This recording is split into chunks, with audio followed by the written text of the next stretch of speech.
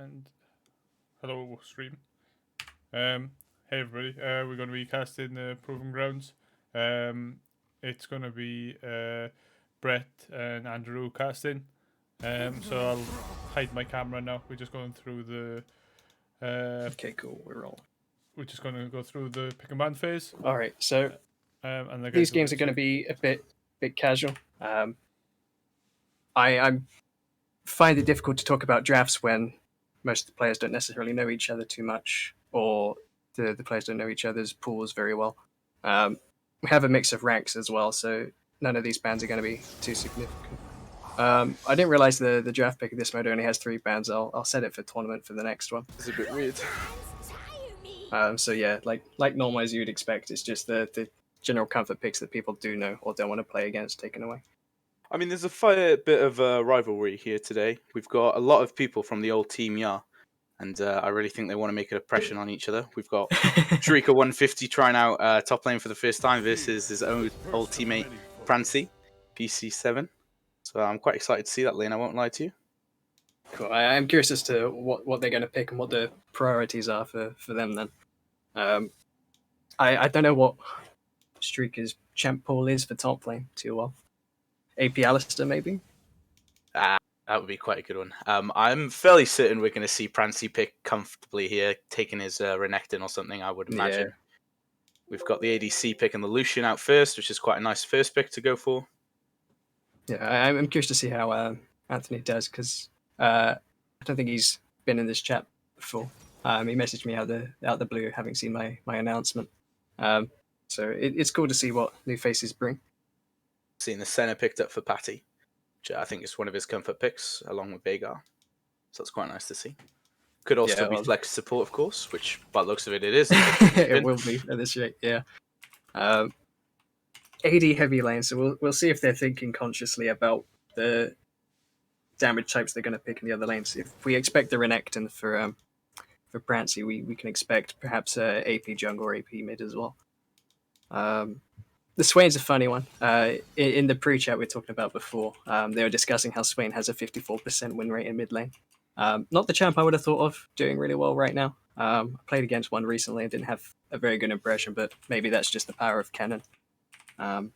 Syndra's seen him support. Him support is absolutely deadly, so I wouldn't be surprised if they flex him down the bot lane with the Lucian for a really highly aggressive lane. The other boon of Swain, I feel, at the moment is just that he is a bit flexible. I feel like he struggles with the lack of identity, Swain, but he's just been a bit overtuned for a little while now.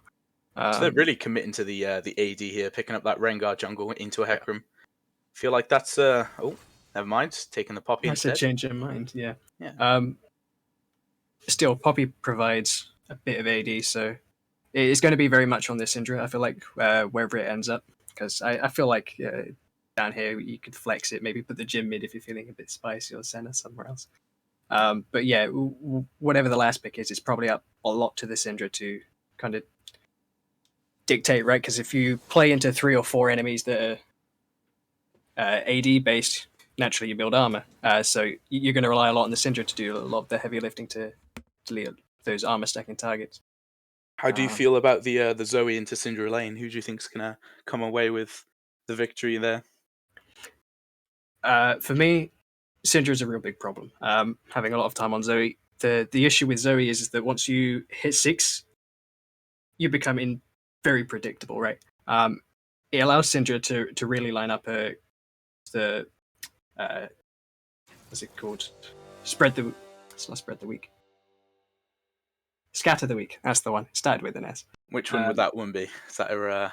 That's the CC one. The slip. Okay. Because of course Zoe, you know what time and where she's going to jump back to, right? So as soon as you see her R, you just queue between you and where she is, and you reposition the time that she hops back to land the stun guaranteed. It also allows you to then follow up with the W to connect instantly, and then obviously an R on the back of it. Just do Syndra things. Yeah, so if Zoe presses R and she doesn't kill you, she's messed up, and there's plenty of room to punish on the back of it. I'm a little bit concerned about Rammus and Poppy in the same comp. Although, to be fair, looking at the NAA team, they do very much lack tools to be able to deal with both of them properly in a fight. So assuming that Rammus and Poppy don't have negligible impact in the early game, the later this game goes, the better it looks for Team 2. Well, I don't know. I feel like the Cho'Gath can quite strongly win into a Poppy. There's not really much of Poppy's kit designed to be beating a Cho'Gath. Cho'Gath can do a lot to deny the Poppy. So I have to see how Streaker decides to abuse that fact. Seeing if he can come away with a CS advantage, maybe a kill advantage, and create pressure for the top side for the Scuttle. Yeah, for sure. With such an immobile bot lane and a Syndra, I think Team 2 are really going to struggle against this Hecarim. They're really going to be prone to get run down. Which is why it becomes really more important, right? To put this Poppy and Rammus in a position where they can't just interrupt or prevent the Hecarim from getting onto that backline, as you say.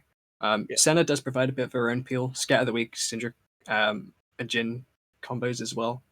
Means that if Hecarim messes up or anyone on that enemy team messes up, they have an abundance of CC and chain to follow up, right? The issue is just making sure they're not behind enough that they can't kill that target in time. Like you say, the Cho'Gath and Swain himself's kind of tanky Hecarim as well, depending on the build.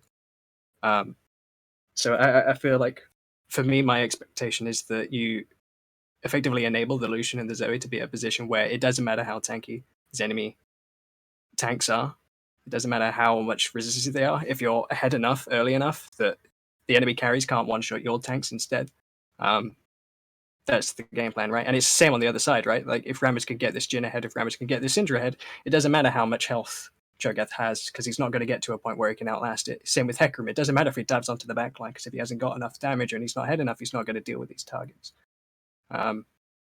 So it doesn't matter if he dives in. It doesn't matter if he uses his ult well to evade the CC. If he just gets fourth shot and he falls over, that's a lost fight. Well, that's where I think Lucian's really going to struggle. Lucian's it's a champion that relies on the snowball. He's very early game centered, and against a safe combo like Jhin and Senna, like, yeah, sure, he's got a Swain who can help him engage, but that's going to be a really hard lane to abuse for him. He's just going to lose out to the lack of attack range compared to the Jhin and the Senna. Yeah, it's going to be hard to set any clear expectations for a lot of these lanes because, of course, the elo and the mishmash of elo as well makes it very hard to kind of anticipate or predict how these lanes will go, because we can imagine in our heads in a perfect world the scenarios in which these champions do well and excel or struggle into these teams and whatever. But of course, these games are so flexible and unpredictable. It can become kind of difficult to kind of anticipate these things. Things we have talked about. Just for the viewers' knowledge, it is the Zoe who's the diamond player here, right? Yes. So yeah, she'll be there. She'll be the one to look out for, bringing these sick players against a bunch of silver and goldies. So yeah, it's quite exciting to see. I'm quite curious to see what the Zoe builds as a Zoe player myself. It's been a while since I played mid lane or Zoe. The last time I did, I absolutely griefed in a Clash game. You might remember that. Far too well, Brett. Far too well. I haven't explored much with builds on her outside of ARAM, and that's a very different beast. I'm starting to think that Niski has it right from the LEC. He built Everflow the other weekend. Everflow, it's not Everflow, it's Everfrost. I get it confused with his staff all the time. Everfrost combines well with Seraphs, right? So those two items are an insane amount of AP. But on top of that, it's the fact that you could just free cheese with the Drowsy, right? Are on top of someone or multiple people within a fight, get the Everfrost off in that time, and then cast the Drowsy on the back half. You're guaranteed to Drowsy the front target, and you might get several stuns onto the others. Even if you miss the stun, right, you get an AoE slow. That means that you can land the Paddle Star on the backswing also. I mean, yeah, you are losing out on a decent bit of damage from the Night Harvester pick, though. Yeah, it depends what sort of Zoe player you are. I could see him happily taking either. I think it strongly depends on whether you want to go Seraph second, right? Because Seraph's value comes from building one of the chapter items, right? Because they all bring 600 mana. Yeah. For which you want to scale with, right? Because that's how Seraph's works. But yeah, I'm curious to see. I think I get the feeling that Ludens is just the correct choice for damage. I feel personally that Everfrost suits me better, just the way I like to play and having multiple options. So do you think Night Harvester isn't on the table for this Zoe then? I think it is, but again, it depends on whether you want to start tier or something like that. I think the pen is really important on Zoe, simply because her entire design is for that very small, short amount of burst, and being able to punish carries that don't really have the ability to squeeze in that MR into their builds unless you push them into Merc Treads, which is pretty desperate. Or if they're building QSS already, those are their only realistic options. I feel Luden's, the amount of MR it gives you over time, is the right choice. The mistake I made with Zoe was that I thought if I want the magic penetration, I should go Proto Belt, right? Because it's the damage when I want it, not when Luden's tells me it's ready. On top of the fact that it's cheaper, and it still gives them about the same amount of AP. It's only 10 less. However, I did not realize how much it matters that 6 flat panic gives you up front matters, and how little options it gives you to wave clip, because they nerf the damage it does to minions. They also nerf the dash range on Proto Belt and everything else. So, whilst I personally used to love Proto Belt on Zoe, I don't think that's the case anymore. I think the other items are just too key and too much more consistent for what you want on Zoe to go Proto Belt. But nothing too strange has happened in the early game. A couple of casual early wards into the river. Nothing much further than that. We're Quite curious to see if the blue side got spotted out there by that ward. Just to see if the junglers know where each other's starting to track each other. Yeah, I'm curious to see whether they'll full clear. It's been a thing of recent, right, with the jungle state. You just full clear one side and then you either back and you basically gank your bot lane, or you just transition it into ganking top from there, and then some nice trades taken out on the top sides. Both of them getting a bit lower on HP. Looks like it's going to be quite a volatile lane up top. Yeah, both top laners taking grasp is kind of anticipated. Very nice E by Swain. The Ignite's going to go out, the heal's going to go out. Jhin is looking very low. And yeah, that's the kind of punish, advantage. Right? That's exactly the threat that we expect from Swain, right?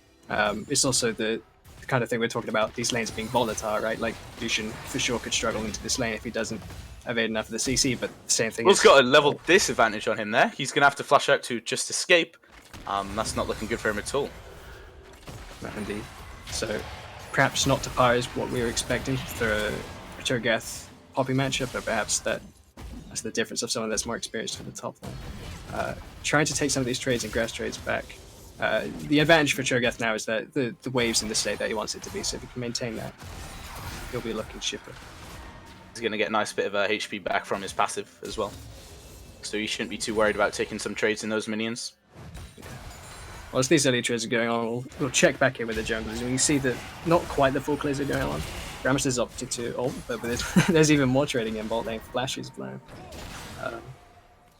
Both bot lanes looking a bit more worse for wear now. Senna's Q coming through for sure if you look at those health bars.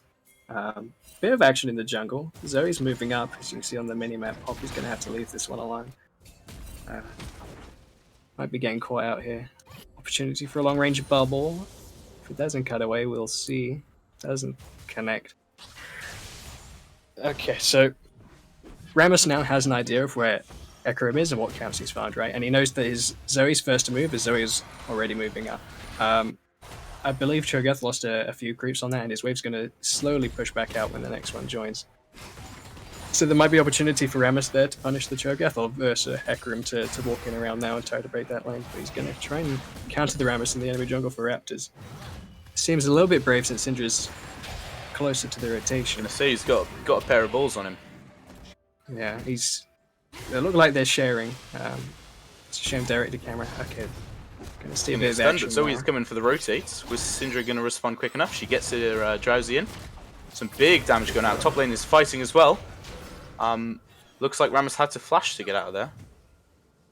Yeah, I don't think Will is allowed to just back away from the fight after looking like he was going to lose it. Cannon is missed though. It's not going to be too fun for Zoe. Put that in the LOL event. Highlight reels of cannons being missed in Pro. That's a shame.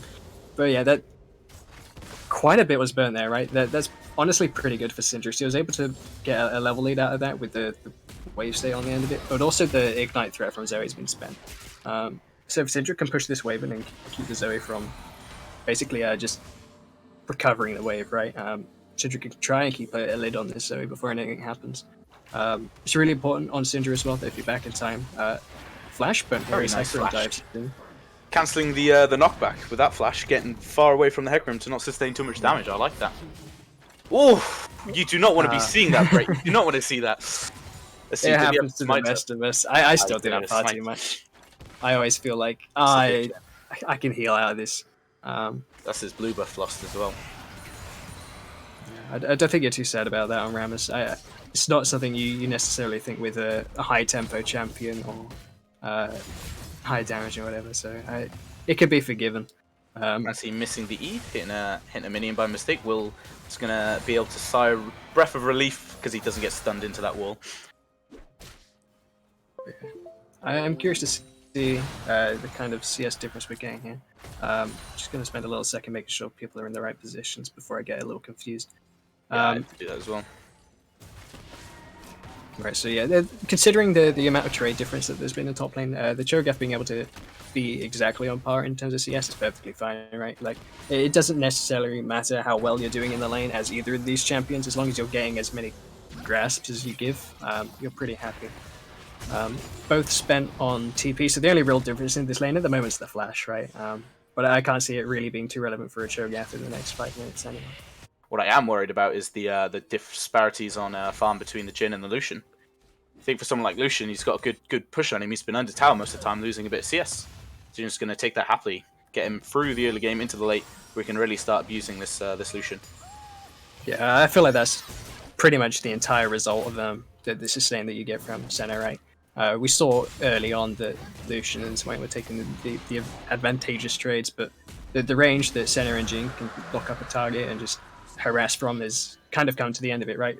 Lucian spent his mana, Swain spent his mana, and now they're just going to get out-sustained by the Q on Senna, right? Just passing through both targets. So we'll see what happens as a result. The wave's been broken up, and they take Dragon in exchange for that early back. So I have a horrible feeling that this bot lane's going to kind of explode now, since Jin's up effectively a core item and Senna's up a pickaxe on 2 amplifying terms in Swain. But we'll see when we get there, when we cross that bridge. Rammus having somewhat recovered, he's now going to take his Grump. He should survive it this time. Yeah, just about. So yeah, like, We've got a good Jungler's play by gonna Prancy default. there. Luckily, he flashes away to just keep us live. That's a 300 gold loss. Could have easily gone to Prancy without that flash. I'd imagine that Yeah. flash just came back up as well. Prancy's Yeah, gone that back in flash for the would've tower been- dive. He's going to tank tower. Is he going to trade his life? No, he escapes. Yeah, Well he played, burned his clinical flash by there Prancy. on the back of it.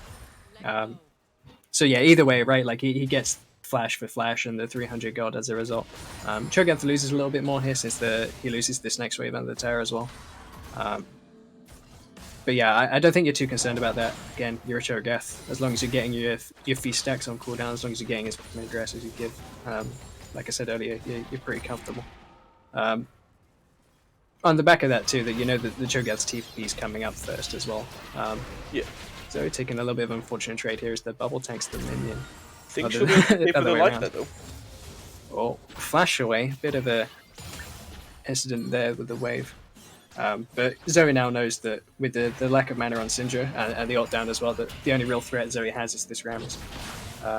And I have a feeling that Hecarim knows that Rammus is around, considering where he is.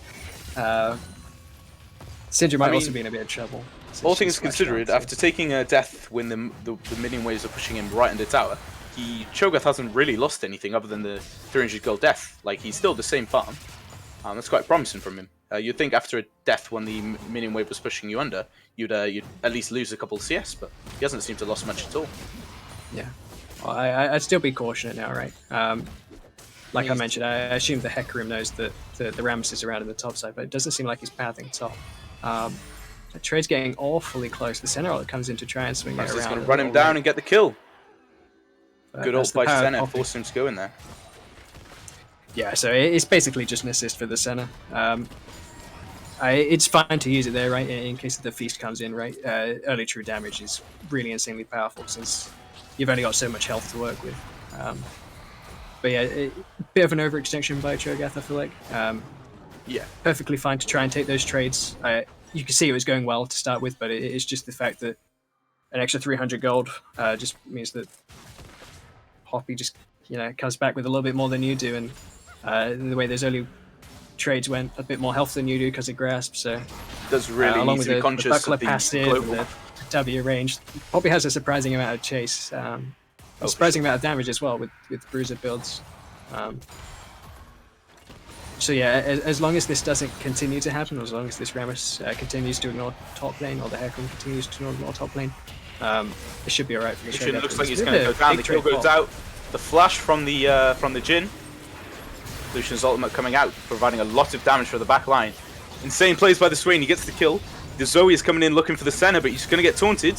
What can the Lucian do? We see the Hecarim ult. Comes in, takes out the Senna. It's just the Rammus left alive. Are they going to chase this? I don't think so. They come out with a 2-kill lead for 0. Bringing some calm to the game for them. Yeah, it definitely brings back, right? How we were saying, you don't necessarily mind your Cho'Gath being 0-2 down, but in terms of the other team, or the rest of your map having gold, it's never a bad thing. The fact that it goes both into the Lucian, was it? No, sorry. One into the Swain, unfortunately, but one into the Hecarim is really useful as well, right? I feel like at the moment having golding a junglers is incredibly powerful, considering how powerful the jungle role is and how easy it is to lean that gold into the other lanes. With how much raw damage the Swain can provide, I don't think you could ever say, unfortunately, a kill goes.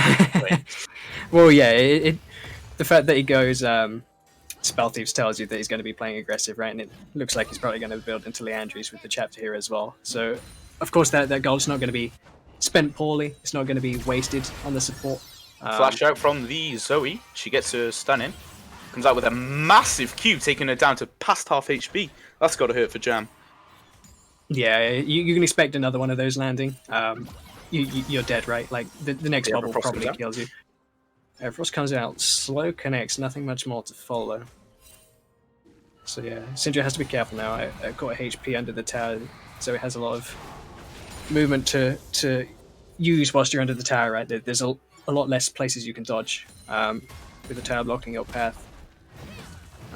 We saw it before as well. Zoe's able to use this pressure, and she brought it bot lane as well. I feel like if Zoe's not there and a Hecarim doesn't arrive there, that's of course a 2-0 probably from red side bot lane. Looks like she's going to frustrate the Rammus a little bit while he's trying to take his blue. Yeah, she does need to be somewhat careful here, though, because if she gets caught first, as incredibly difficult as it is to catch a Zoe, once you've got her in your grasp, she is incredibly easy to deal with. I mean, she seemed to annoy the Rammus just about enough to make him stop doing the blue, so gonna class that as a win for Zoe. We see the Cho'Gath TP down, just gonna get cancelled by Poppy ult. Now Poppy's just gonna be able to TP down there without really much Cho'Gath can do. Oh, that Swain W there was really kind of beautiful, not gonna lie. That's a little bit of a tilter. Great bit of synergy there from blue side. They should be able to really flex this numbers advantage they have now. Alright, we've got Lucian going down. They're gonna start the Drake. It's gonna do a lot of damage to Francie. Yet another Senna route is coming out, totally stopping the dive onto the Poppy. It looks like it's just going to be a clean wipe. There's not really too much the Zoe can do. That's a 4 for 0 trade. Not the best looking situation for blue sides. Looks like they'll be able to just mop up the Drake now as well. Yeah, the fact that Cho'Gath had his TP stop is really huge, right? I'm not sure what the call was there. Perhaps you would just want your Cho'Gath there early and or to use it as a second smite to start getting feast stacks into him. Considering it's pushed onto tower anyway, you know that Poppy could follow. I'm not quite sure the decision there. But aside from that, I feel it was pretty well played from the Poppy, right? To be able to TP down there yourself afterwards, get in there and get, I think, 3 assists. Well, sorry, probably 2 kills and assists looking at that 5-0-1 score now. This Poppy's actually a bit of a menace. It's not too much of a problem. It's a Poppy, right? Like, the later the game goes, the less that gold means on her, and it's just a case of making sure you can deal with the other threats. But in terms of this mid game, having this Cho'Gath put behind means that he's less likely to be able to get those feast stacks that you need him to. So he's going to be a lot further behind the clock for every time that Poppy's ahead of it, which is the issue. You do get the Drake on the back half of it, which also buys red side a lot of that time that they might have otherwise lost into some of the scaling options they're looking into.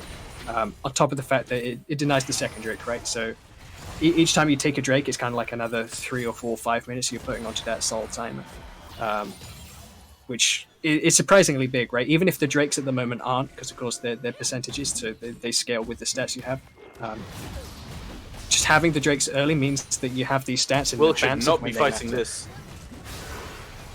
Good respect flash, but Hecarim's now caught on the backside of it. Syndra's late to this party, Zoe's here too. first. Gonna have Poppy using the ult. Who's he gonna knock away? He gets 2 of them away, leaving Hecarim all alone. Syndra's just gonna mop this up, surely. He managed to dodge a bit and get out, I think. It's a very nice little escape by Hecarim after the good Poppy ult.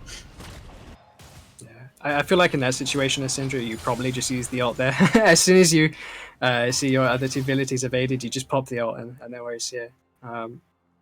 Gets caught walking back into mid lane. But yeah, So he's as gonna you're be saying, looking for something here. Hits her with the oh my god, look at that damage. She's about 1 hit. What can the Zoe do? She's been stunned. she has flash to follow if she wants it. There's a chance she flashes in a second, but I'm not too convinced. Syndra lucky to kind of survive that one. Always got to be careful when re-entering the lane around Zoe. You just got to play with the angles.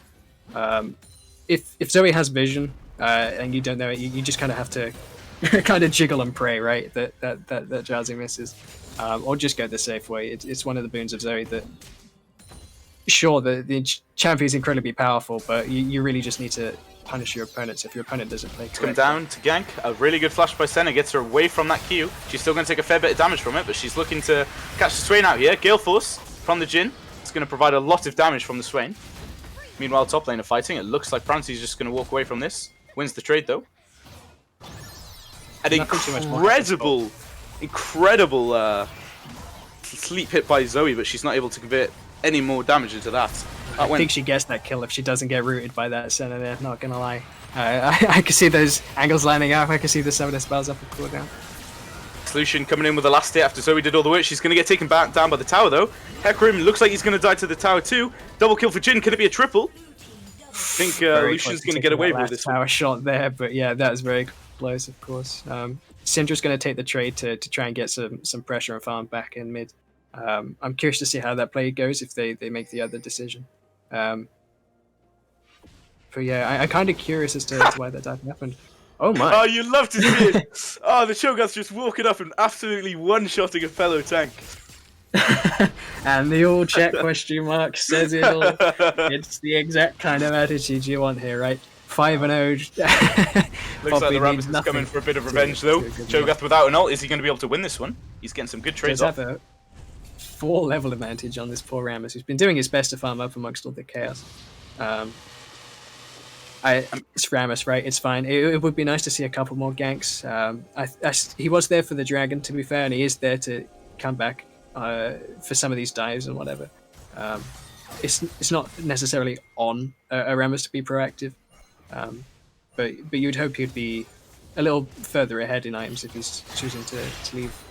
Seeing a nice little bit of a BM in the champ from the 2 past teammates, Prancy and Shrieker. I mean, that's got to be a bit of a tilter. After dominating lane so hard just to get walked up on and pressed hard. Yeah, that's the boon of Cho'Gath. Oh my god, the Syndra is going to hit like a brick with that ultimate. And the Zoe goes down. Yeah, that's absolutely huge, right? Zoe has been so far Pret's one of those proactive champions in the game, and a lot of the kind of disadvantage that red side bot lane's now in is on the back of Zoe being there to kind of even out or answer some of these. Jin's going to ult, Swain's going to go down, he's not going to be able to escape. Meanwhile, there's a fight in mid lane between Syndra and Hecarim. Hecarim's going to easily walk away from that, but a lot was lost bot lane. Yeah, and that, again, like, part of the volatility, you get caught or the gank comes in first.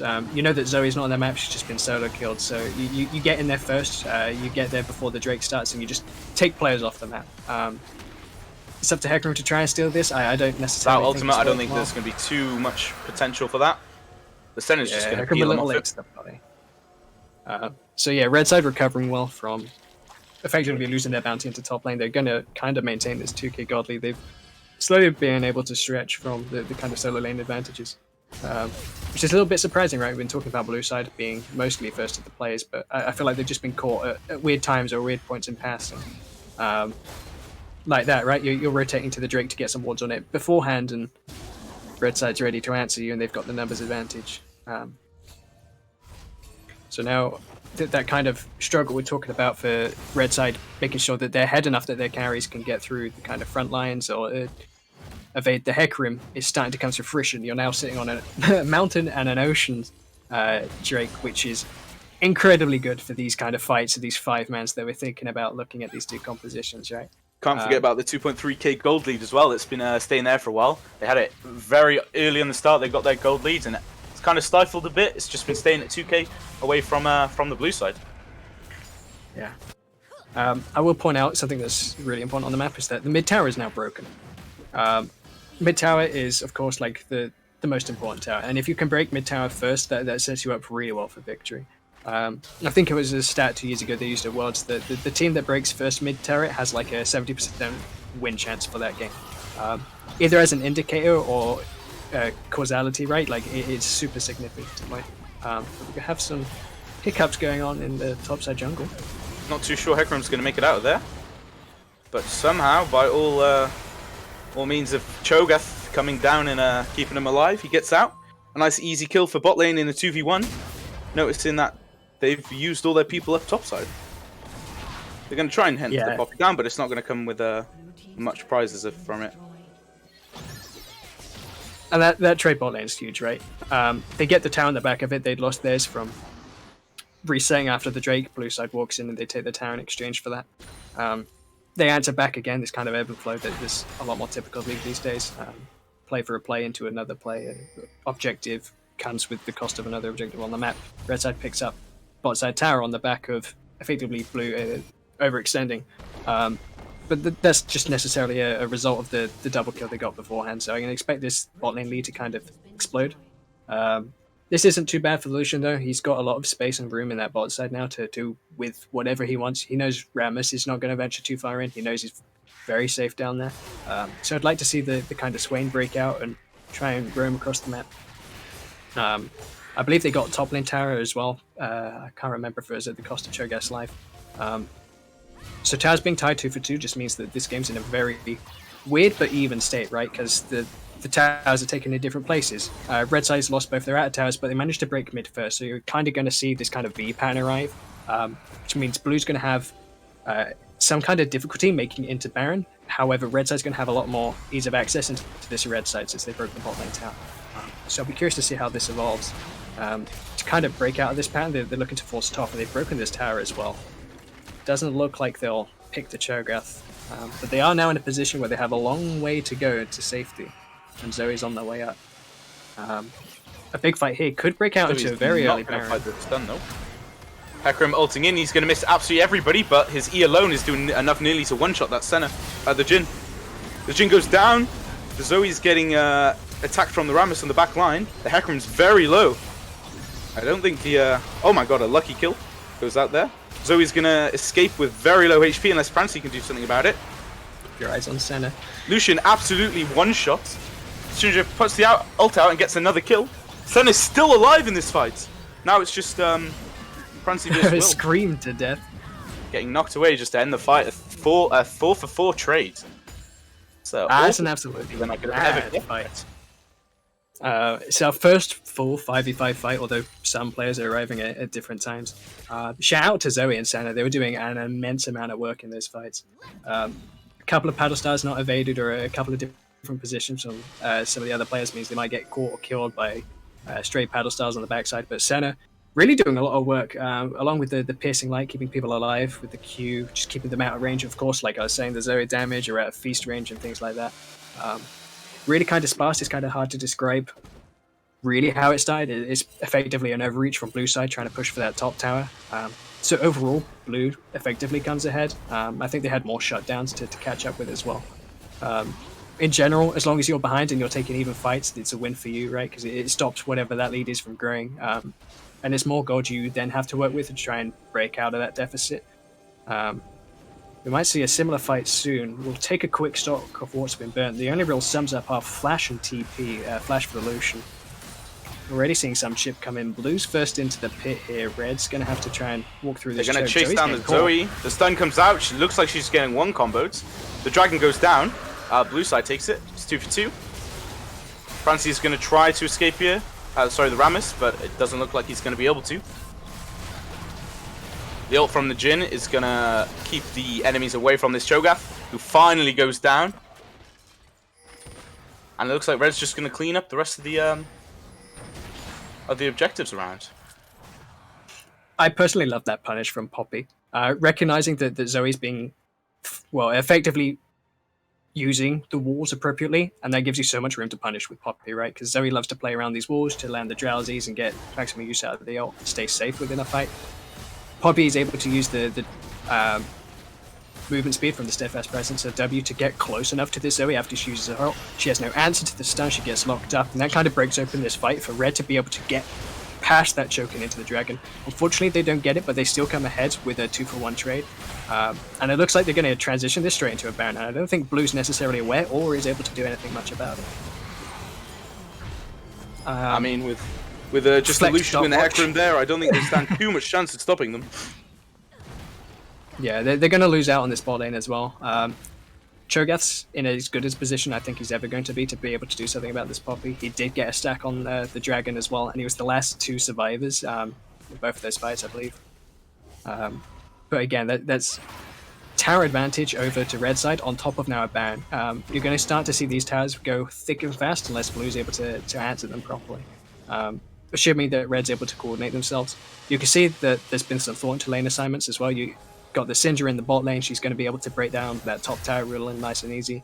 Poppy has the better tower push, so you put her into the tower with the more health, so you can try and get both. I'd like to see the Strambers move into around the mid lane and kind of support the center and Jhin, because neither of those champions are especially mobile, so if Hecarim flanks them and there's a Zoe there, they are just going to get obliterated. But otherwise they're in the right place, right? Because you're starting to get a 3-man push. You can see on the bot lane that they're trying to ping. Hecarim's looking to take out this Syndra. Syndra's one of the bigger threats to their carries because of course she can kill the Lucian, she can kill the Zoe, and I don't think Cho'Gath spec too much into MR at the moment, although he's just built a Negatron cloak. But again, it's mostly armor here, so Syndra I think is the biggest threat for them at the moment. Oh, for sure, she was able to one-shot nearly every single target she tried to last fight. Yeah. Taking out both the carries. So, yeah. It's going to be very deadly. Find a Cho'Gath in that tri-bush. I'm not sure what what Lucia can do 4 levels down into a Poppy. We'll find out. Jin's caught out here. Flashes in a straight line. That's not what we want to see. The root is going to come out. Swain's health bar is just going to evaporate. The ult comes out for Jhin. They're going to try and find another pick. Can they get the Zoe or the Hecarim? They're all going to escape the range. The Rammus wants blood though, chasing down the Hecarim. The taunt goes out, but nobody is there to back up. Meanwhile, the Cho'Gath is just tanking 3 people. The Rammus is going to have to back away, but it looks like they're going to have to lose the Cho'Gath. He can't tank all day long.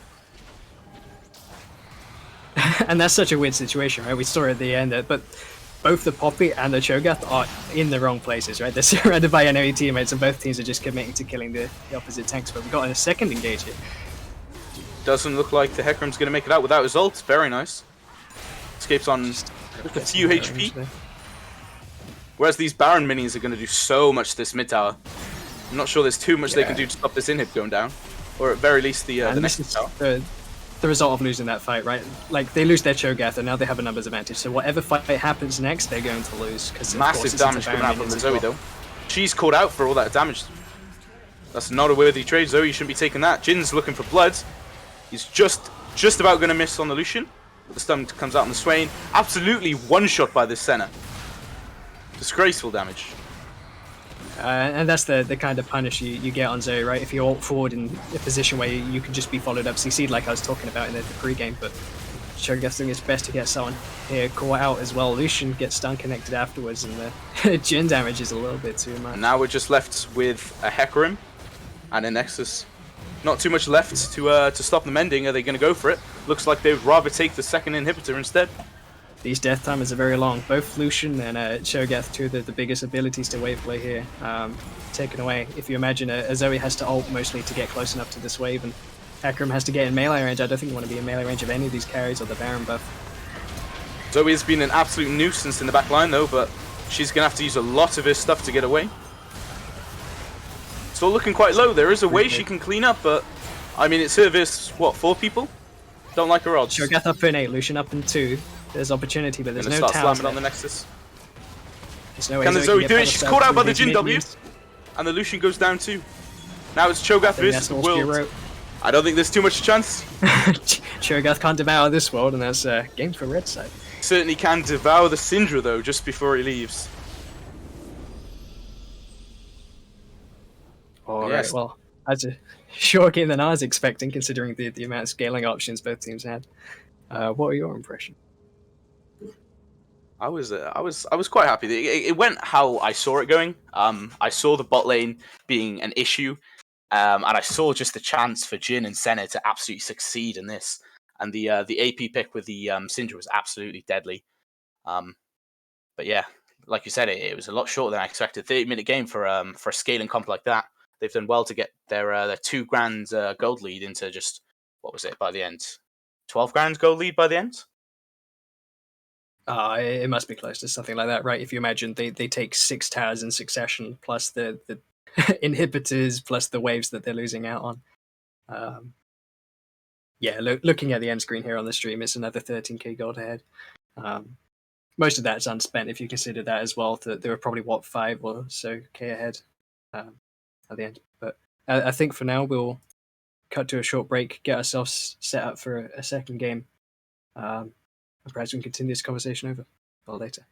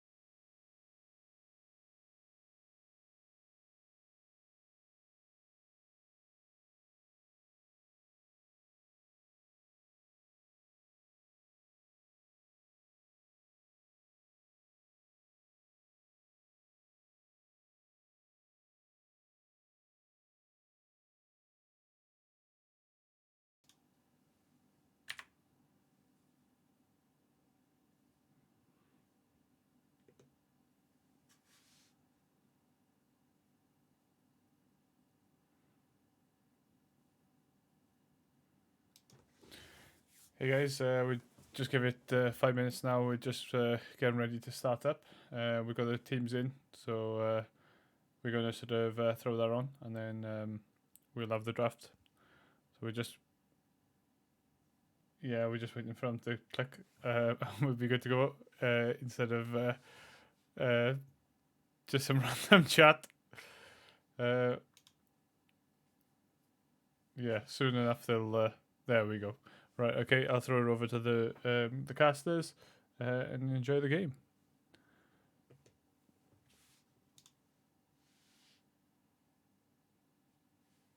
Ready to go live whenever. Yep, you're live.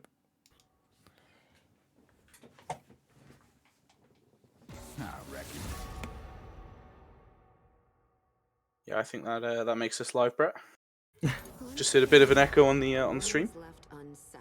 Cool.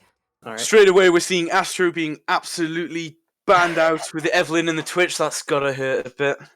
He's got a fair bit of champs in him, though. I don't think it's gonna affect him too much. Yeah. Nice to see we actually got 5 bans this time. My bad. Although I don't think it made too much of a difference. I have no knowledge AD Fate of banned out. Gizmo's team.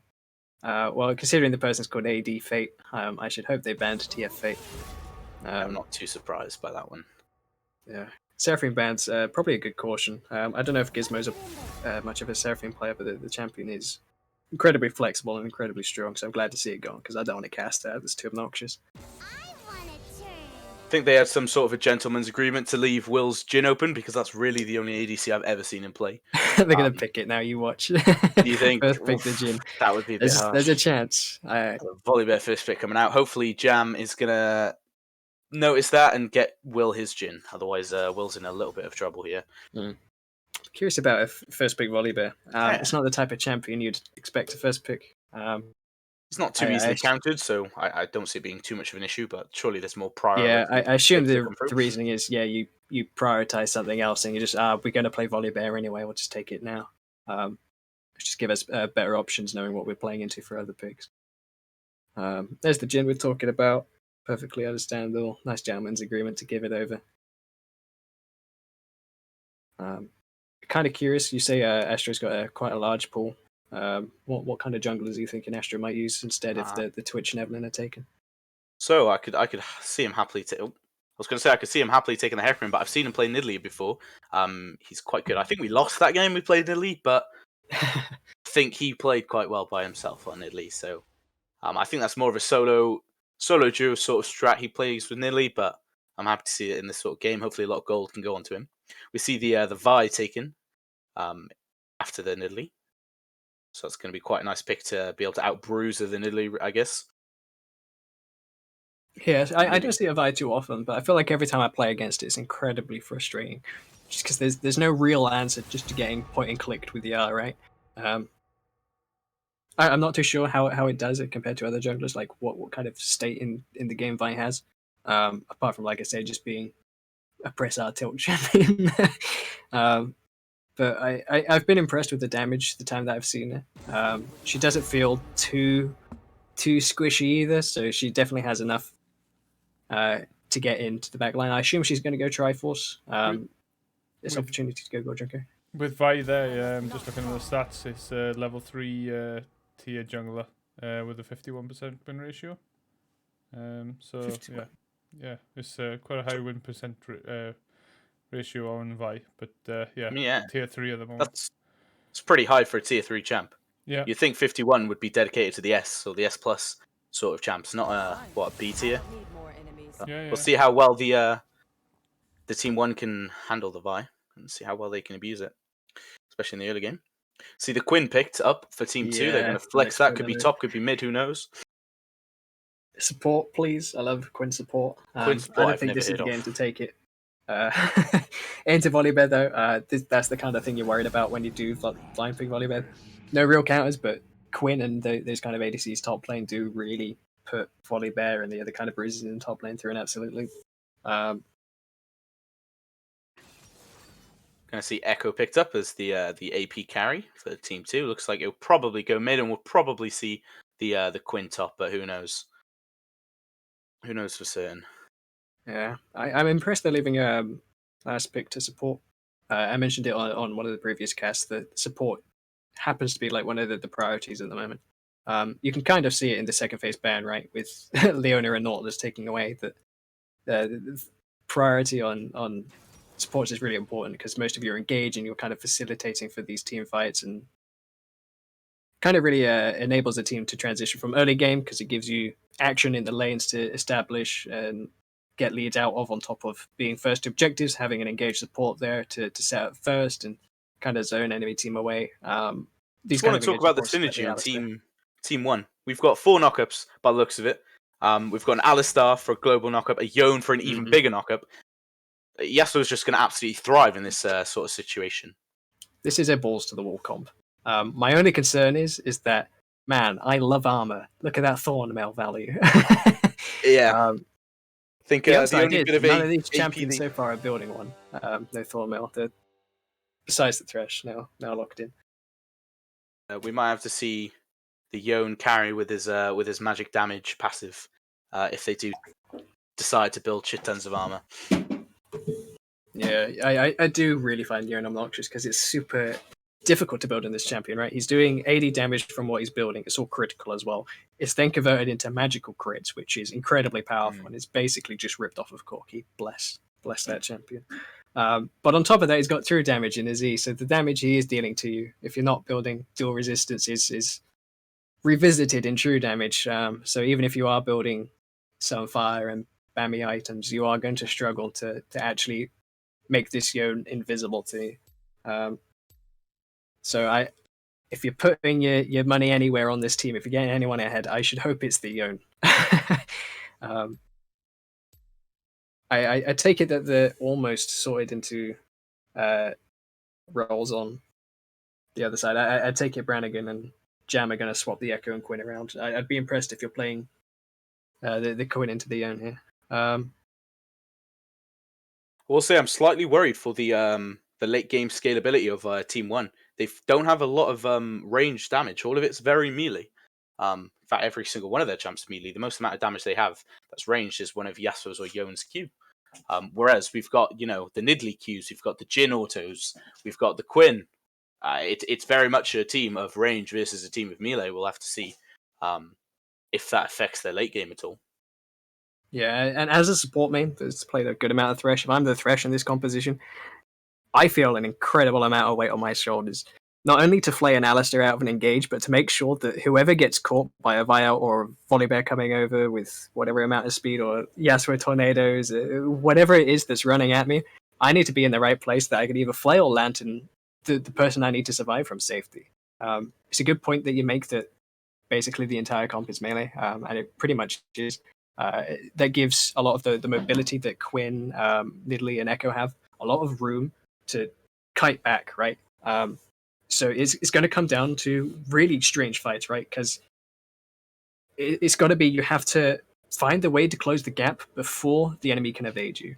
I feel like if this melee comp gets behind an Echo, a Nidalee, long range Jhin ult slows and the W to connect, Thresh to catch you back up, you have very little ways to escape this enemy team. It flips the other way though, right? Like you also now have to make up this gap to get in these fights, like I was saying just a second ago. Trying to get through a Thresh is pretty much the only thing stopping you from getting there.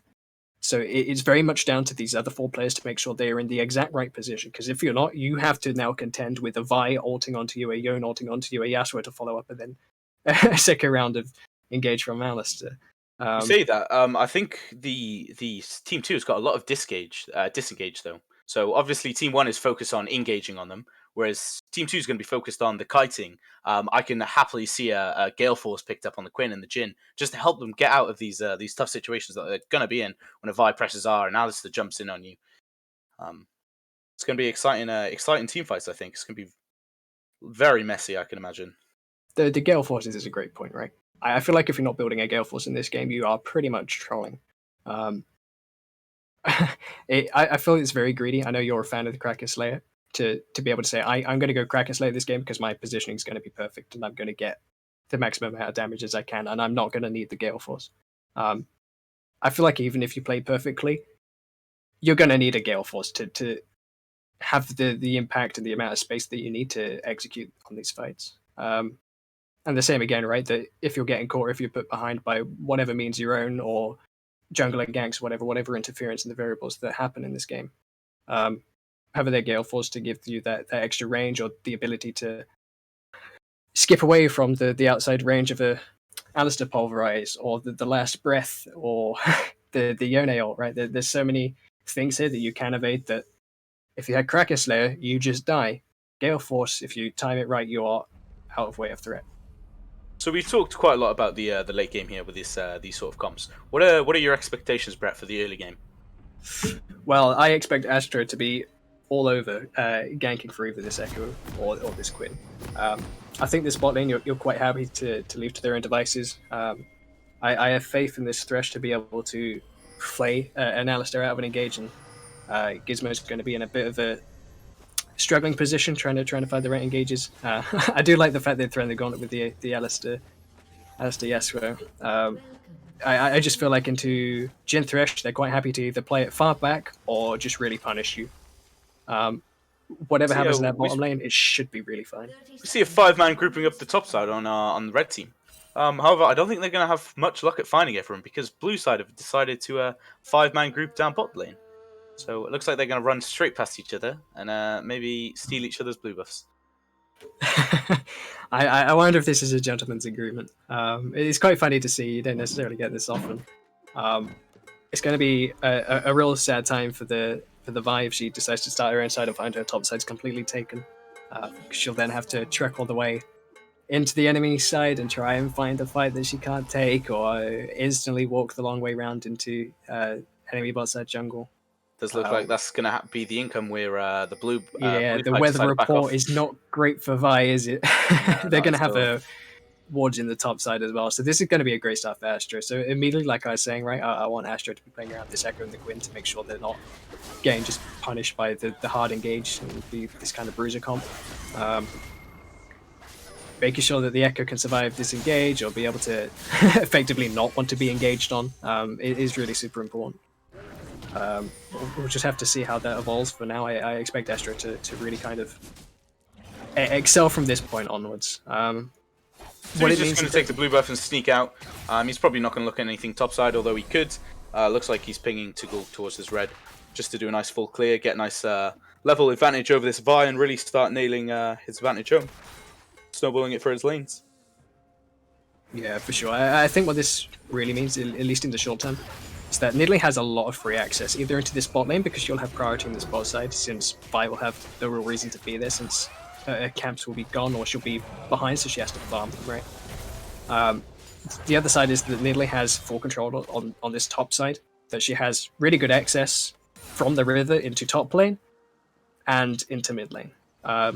If she's able to get a ganking where the Yone's used his E, it becomes really easy to chase him down, right? Because he has very little way to outplay from that point onwards. As you can see there, like the E being used well to dodge the stun from Echo. If E's down and the stun comes up from Echo, that should be a free kill onto Yone if Astro is in the right place.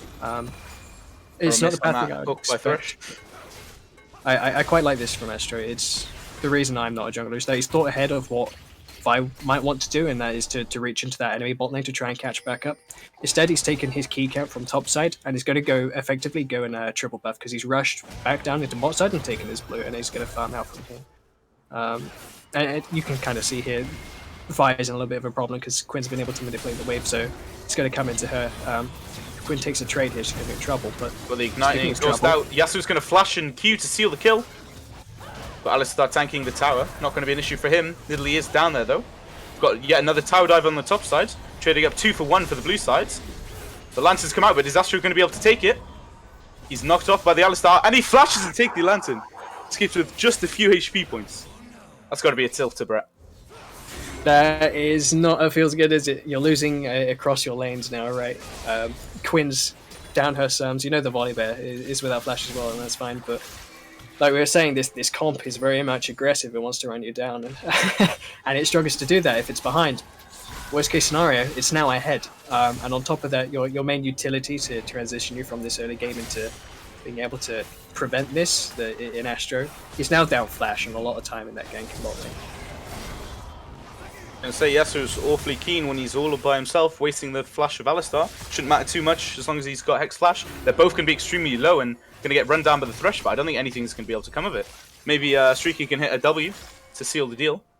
Otherwise, I don't think Thresh can play that any better. That was awesome to watch. The fact that he's able to hook the Alistar preemptively to prevent him from comboing the Jhin kept him alive there.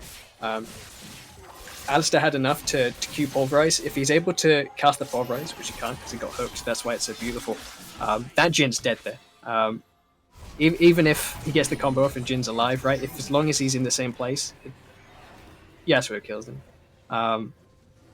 That was incredibly close. Incredibly sad for Red, right? Being able to trade back 2 kills just like that would be incredibly powerful. Both of them would land on Jhin. Sadly, that's not the case, despite how well they played that. I'm really impressed with this bot lane so far. The fights that we've seen out of there have been incredibly close. So hopefully that only spells more good things. Looks like Will is getting caught out though. There's not too much to go. He misses his W. Should be an easy rundown for Yasuo. They're going to make it 3-0. Not an ideal position for him to be in when Thresh isn't there. And that's the caster curse. So many good things to come from this bot lane, and you just get caught out overstaying, and the Yasuo just slides on in, slides on up, and slices you. Got the pause come out because Yona's disconnected, but I don't think it'll be lasting too much longer, as it just said he's reconnected. Yeah, I don't know how in sync the disconnect reconnect is on the spectator side. I haven't heard anything from anyone about this pause, so I assume it's all being resolved nice and tidily. But it means we have some time to fill. Yeah, for a 5-minute game so far, it's been absolutely action-packed down the bot lane. Plays been made at the top side just to counter that. Looks like we're getting the resume now, but yeah, it's been an action-packed one. What do you think about that, Brett? It's nothing we're not used to here, right? We're like with this level of play. The mechanical side's definitely stepped up from the last game. As I say that, oof! Absolutely caught out by the Thresh hook under tower. He's not going to get to be able to Q and get out. He's got out. Should not have been there. should stop praising, right? I need to talking about this bot lane. It's just not fair. But I suppose it's fair, right? Jhin oversteps. No, Yasuo oversteps. Yona's going to be fighting in a massive minion wave though. Takes the ult out, killing most of the minions. He's got Alistar to help him there. Uses the ult to get some HP, but I'm not sure he's going to be able to survive even with that flash. And the Q's just long enough to connect. Well played by the Alistar to be there at the right time, right? There's good coordination knowing that I can force Echo Ult at the worst, knowing that he has the entire length of the lane to come back from as well. Just well executed, well timed, well spaced. And as you're saying, even the fact that Yone's ult one-shots minions at this point in the game is really kind of upsetting. I don't think that trade's any different if the wave's still that big because of the Alistar's presence, but again, it is part of the issue we're talking about. If this team comp gets ahead, it really does just run away with it. So I'm curious to see if Red can pull it back in time or perhaps play around objectives, something else that gives them more feet in the door than just we're on comfort champions or something like that to effectively disable. If enough they are behind, it's not everything out of count. We've already seen like this game's kind of hectic. Oh, well, there's the cannon. But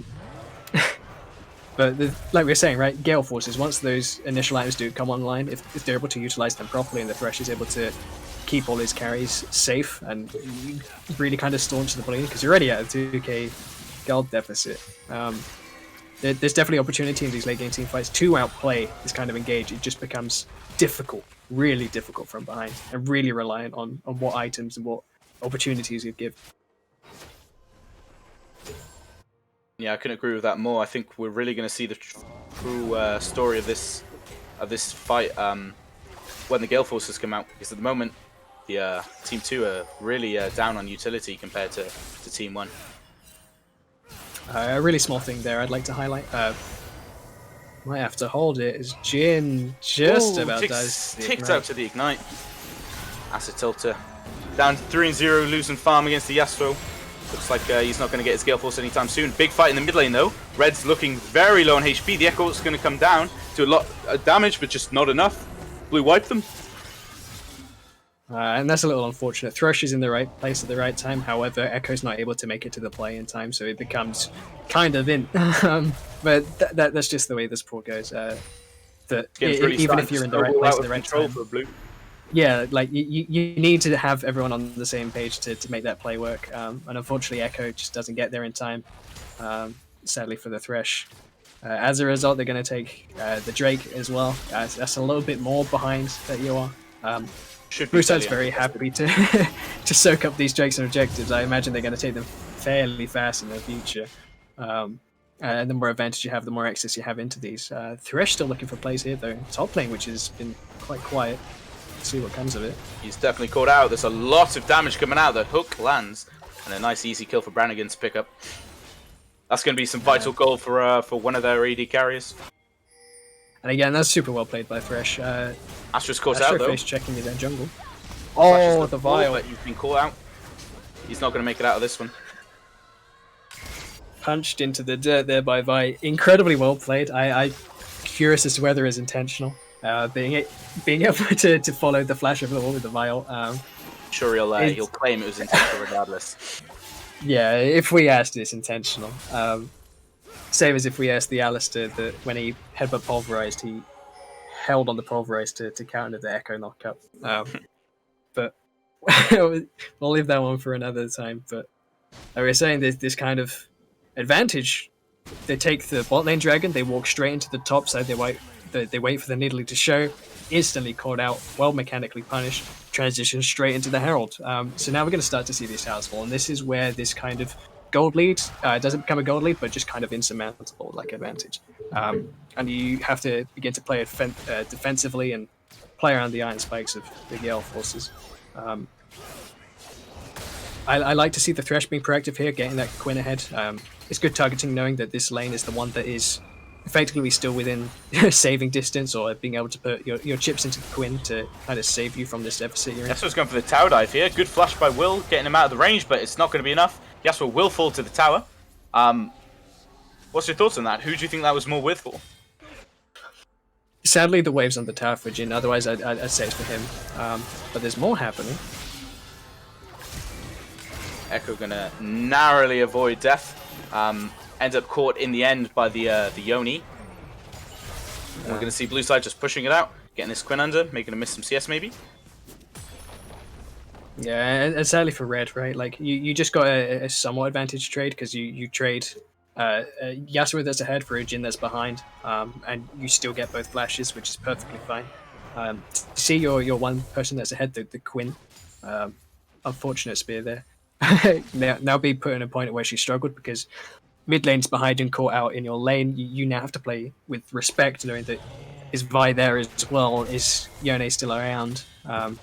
The amount that these supports have been roaming as well is a really big thing to shout out. I know both of these players are fairly some of the higher players that we have around.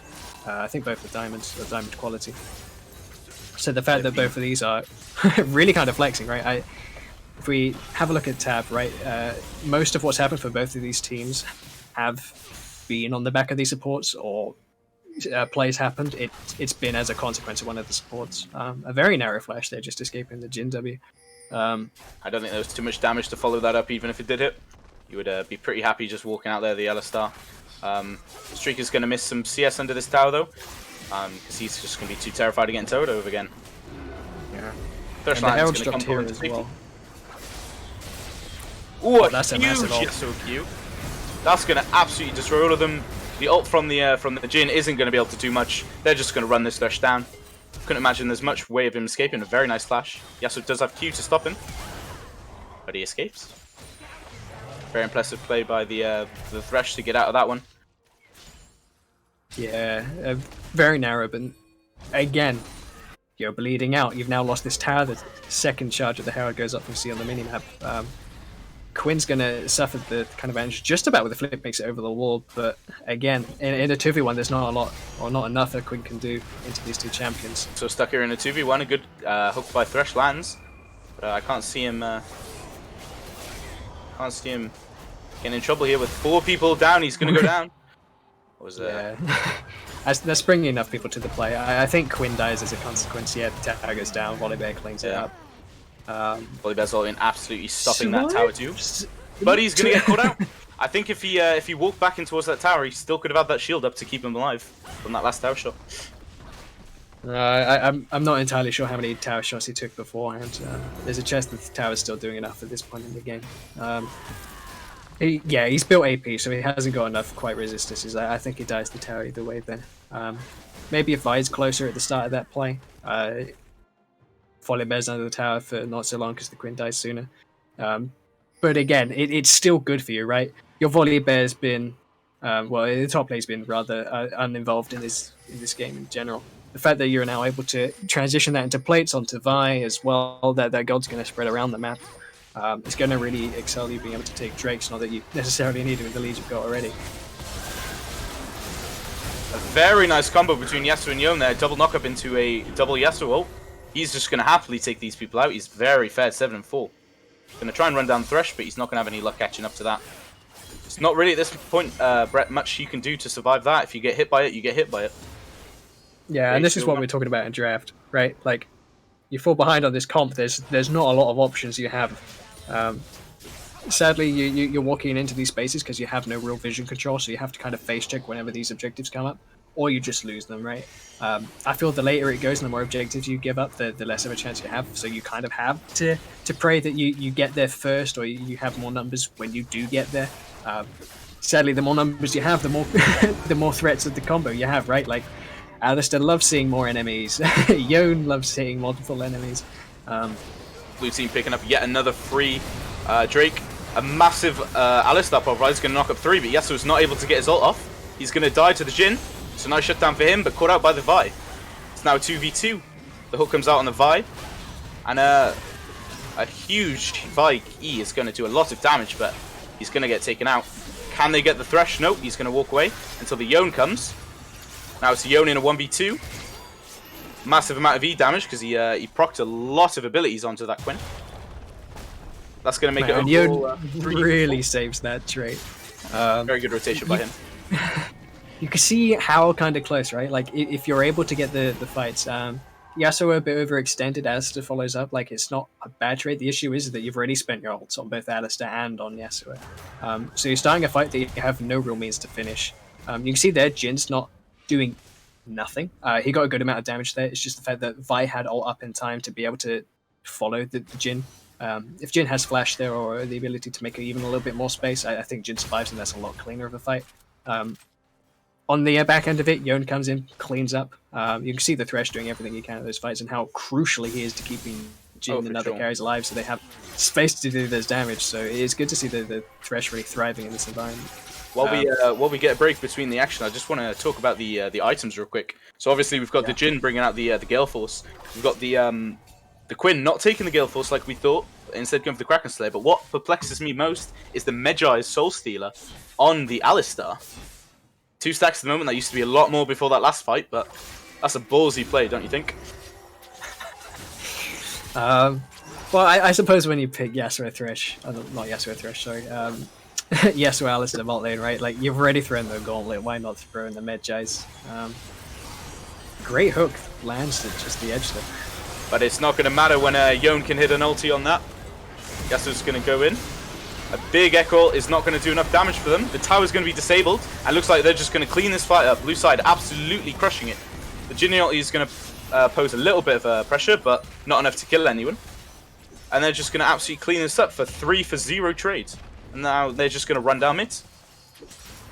Yeah, it's very hard for both of these carries to really step up here at all. I mean, you've already spent most of the enemy ults, but they still have means to Yasuo's looking for run you blood. down like this. It's been a mister.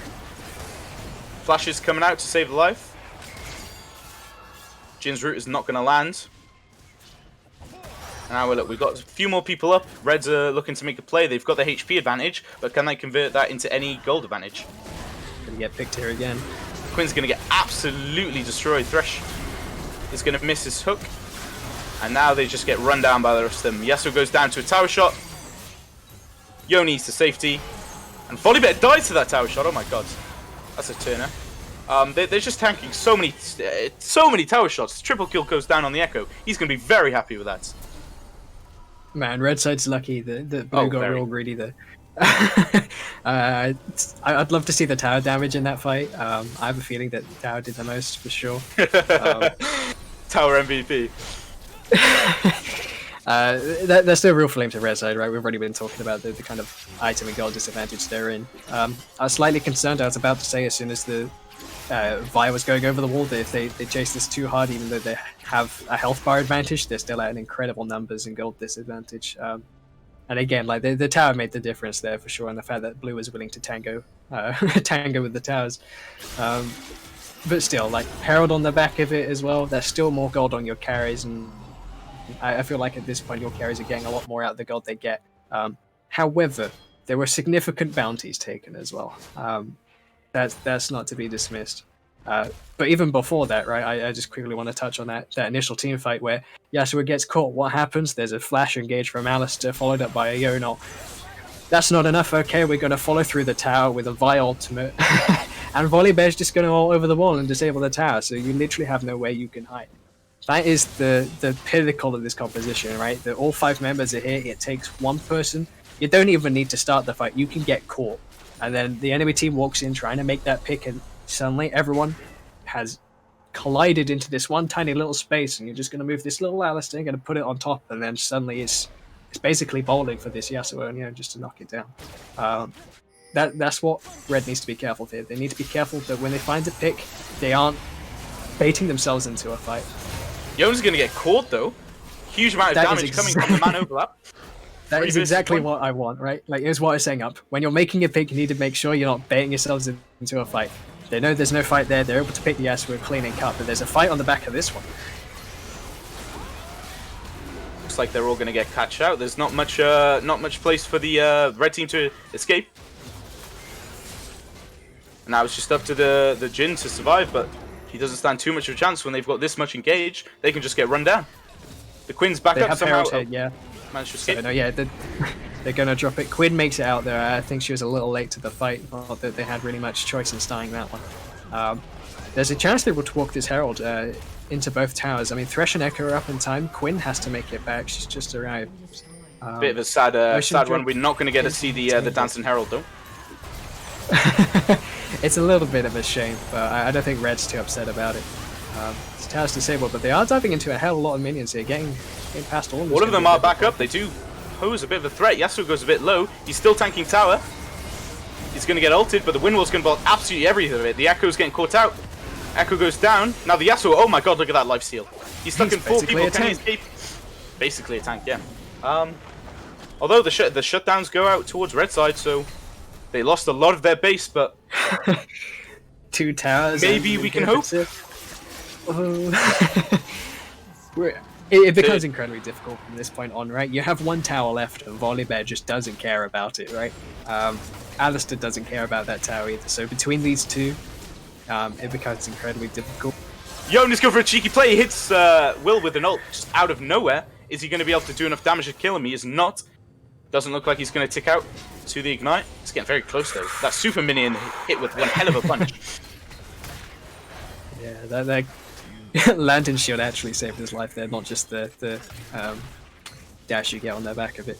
But yeah, I feel there's one fight left in this game. I don't even know if they need to necessarily get this Herald. She could be a bit of a dance there on the chicken's corpses. It's sad. See blue side already moving in onto this Herald, not Herald, Baron, sorry. Looking to get some primary vision set up. They know they have numbers advantage, right? You can see Jhin having to sit under this tower to try and get whatever gold he can. They're going to try and compete for this Baron, but they've got super minions rolling in their base. Jin's forced to stick there. Is there any real shot of them getting this Baron? I think not. They should probably just back off and cut their losses. Maybe look for, I don't think you do. You have nothing really left to lose. I mean, you absolutely have to try and fight for this Baron, right? You either die getting the Baron and you lose, or you win the fight at Baron and you get it, and that's your best chance out here, I think. But say getting caught out like that is not part of the game plan, though.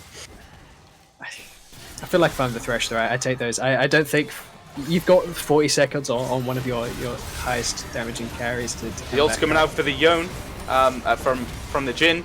Yasuo's going to aggressively flash towards him. He's just getting CC to death here. Looks like he's going to go down to the Jhin. The ult comes out from the Vi. She's stuck in 4 people and a tower. Huge wombo combos coming out from blue side. They're all going to be low. They're all going to go down. This Yone is absolutely crushing them all. And Alistar's still tanking the tower. It's 2 people on the red side left. 2 of these red people versus the world. Can they do it? Yone's going to miss his E. Quinn is back up though. And he's going to go down. Now it's just 2 tanky people versus damage. Yeah, I don't think they do. An AP Volibear, man. Is he building Nashes? And red side live to fight another day. And this is what I was meaning. With how blue side are playing, they're really throwing a lot at it, and they are making a lot of mistakes. So I don't think you go out and actively fight them. You let them engage on you, make these mistakes, and profit from it. Like red team have. Like, yes, they've got a Nexus open, but that was a lot of gold going towards them. I mean, it was, but at the same time, right? Like, you lost a lot of waves in that play. You still... It's still not a benefit, right? Like, yes, there's more time, so there's more opportunity, but I feel like the longer the game goes on, the smaller that window's getting, unless blue continues to basically fountain dive and just ignore the Nexus. There's definitely a world there where blue side just gets a little bit more bored, effectively, and they focus a little harder, because everyone was going in one at a time, right? Yasuo goes in first and he's diving the tower and he's soaking up the wave. Then Vi comes in. It's not until the Volibear ults and the Yone ult at the same time that something actually happens. If Yone or Vi hold around a little longer, that's game ending. Which is why I kind of want to make these picks like Quinn in the right place here. Quinn is being very aggressive. He's going to go down. Yasuo 2v4. He's going to get the ult. He's going to get his passive reset. Dodging absolutely everything. Can he solo 1v5 this? Yeah, another comes through, hits up Astro. He's not going to be able to do damage. Alistar in there supporting him. The lifesteal just comes through. He's been healed to full HP about 3 times. Yet another knockup. He's just going to run them down. Alistar and Yasuo are just going to end this game. All by themselves. Alistar missing the combo though. He's not going to be able to find the Thresh. Meanwhile, blue side are taking the Baron. They're looking to end this. They don't want any more opportunities for red to finish this up. Yasuo's just going to hit the Nexus. What can Astro do to stop this? Oh, there's a bit of BM. That's a bit cheeky. Yeah, Baron was taking in that play as well. But the inhib has respawned, so...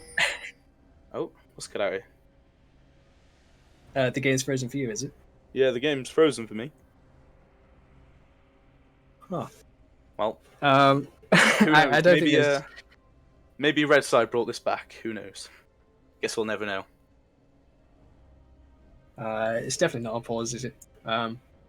I get the feeling that this game's pretty over anyway, and that perhaps all the players left or something, which is why the game's stuck here.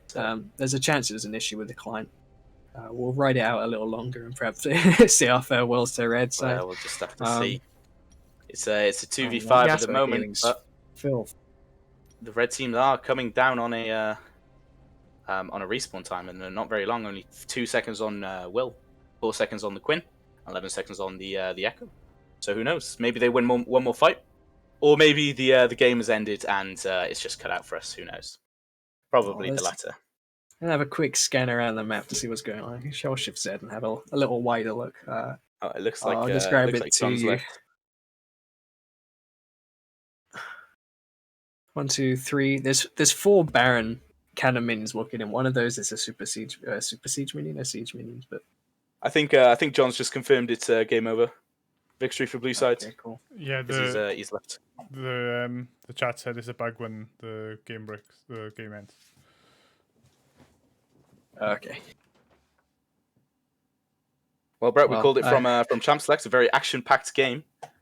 Didn't really stop. A lot of diving, a lot of engage. Very fun to watch. Very fun to cast. 35 to 20 in 26 minutes. That says it all. I'm sure there's a couple of more tagged on the end of that from where it paused. But yeah, I mean, it's very much what we kind of established in draft, right? That if blue side gets ahead, they get very ahead.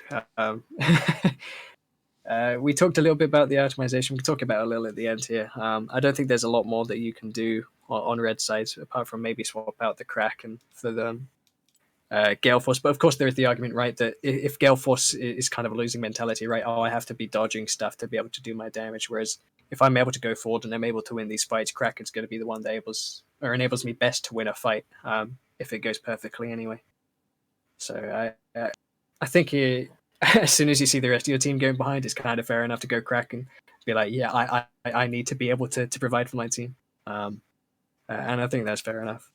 I But think again, despite the volley bear not quite performing to the rest of the team's levels, I think he was a very important pick. They really like to dive. They really like to tower dive. His ult was so impactful in those situations. Like, sure, he's not the most snazzy of players compared to the rest of them, compared to the Yasuo who can go in and 1v5, but his utility alone from that ult, that did wonders for helping the engaged team snowball. Yeah, what you're saying there is basically just the result or what comes with the territory. I'm going to blind volley bear and I'm going to play into a Quinn, right? Like, you can't expect him to be styling or dancing on people's corpses or 1v2ing under towers, etc. He did his job, right? He didn't go behind on the Quinn and the Quinn didn't become an inexorable problem. He went AP, which is Not his sure own about kind the of, AP, but sure. it's his own kind of flex or a bit of panache, right? So he didn't miss out on that. But yeah, right, like you were saying, it's very much an important part of that combo to disable that tower for 3 seconds, considering the tower was probably doing the most damage in some of these fights. Taking the most important member of their tower out of the team is pretty important. I mean, Alistar with only one death and a Magi Stolseer, he must have been on max stacks the entire goddamn game. That must have paid dividends, that item, I can imagine. I'd love to have the stats availability that the LEC has and just see the amount of damage that Magi's contributed in isolation. I mean, he But ended yeah, up it's a with good more point. damage than the Volibear himself as an Alistar. Something you don't typically see every day. He did see a lot more of the fights, right? Again, because of the territory, the volley bear's just going to sit in his lane nice and quiet, and Alistair has a lot of means to follow up on the Vi and all of these fights and everything else going down his free reign to get in. But I'm glad you brought this support here because it allows me to highlight how good both these supports were. Regardless of how well the rest of the team was performing, I feel like both supports had a really good showing. Oh, for sure.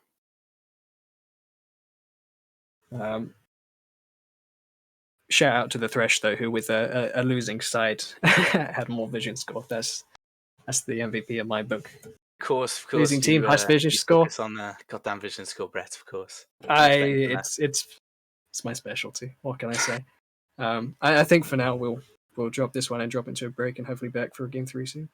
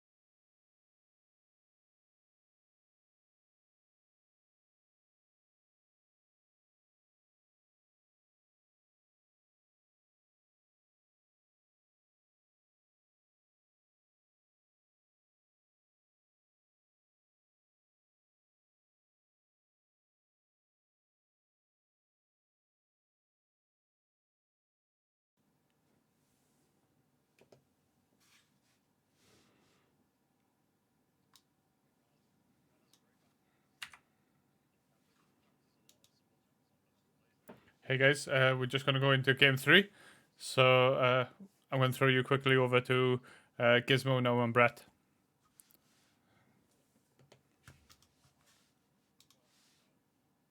Morgana is a really good counter to it, so I'm surprised that they're taking that away. Maybe they want to pick the Thresh. Yeah, I suppose Morg's just good in this as as an anti-meta in general, right? Like, I'm assuming assuming these are a lot of target bans. The Twitch still AP Twitch still very strong. Sivir, lethality. The Yone ban, that's an interesting one. I guess someone was watching the last game. The Yone Yasuo combo. Ouch. I was impressed at the amount of times that. Well, I say the amount of times. I mean, it only really happened twice because it didn't need to happen any more than that. But 3 times Alistair goes in, 3 times Yone ults and Yasuo ults on the back of it. It's a bit filth. It's just clear communication. That's all it is. You just got to set up for the objectives, know the flanks. Which is hopefully what these teams can do. It would be great to see. Hopefully a bit more coordinated. The Yasuo, someone was definitely watching the last game. The bar's been set now, it seems. He's literally challenging the Yasuo from last game. We'll have to go back and check the KDA. We'll have a title for best KDA on Yasuo. I don't counter that. It'll only boost his ego. Please don't. Casting pick into the Yasuo. It's quite an interesting pick. No, I've always hated Kassadin personally. I'm not sure as to his state currently in the game. I assume he's doing pretty well because it's Kassadin. I mean, he can go. I feel like the games are a bit too tumultuous, I guess, like to really rely on scaling. He can go 0-10 in lane, and as long as he hits level 16 on time, he can one-shot a whole team. So, quite a fun champ, but you need to CC him. Fun. And so far, I'm not seeing much CC, and I'm expecting that Kane to go blue Kane because he should really go red. He should really go red Kane, and they always go the wrong Kane. Kane players just don't know how to guess. The Aurelian Soul Hover, interesting. Yeah, that hover scares me. I will talk about the Poppy whilst we wait for a lock-in, though. I really like the Poppy here, as you're saying, Kassadin being fun. I'm not wrong. Wait, it's a blink on Kassadin, right? So the Poppy steadfast doesn't block it. I don't think it does. No. I mean, I think it's just the person's just a really confident Poppy player, right? Like I watched the first game, he was really going in deep on that Cho'Gath, and I guess he's just feeling the Poppy at the moment. It's a very strong one-trick champ. I mean, the W's not going to be blocking much at the moment with Ezreal and Kassadin both having blinks. For sure. We'll have to see how that one evolves. I am slightly concerned, as you're talking about, like the Kane lock-in as well as the Yasuo. I sure hope the rest of their team is willing to pick AP. I really hope it's a red Kane. Please be a red Kane.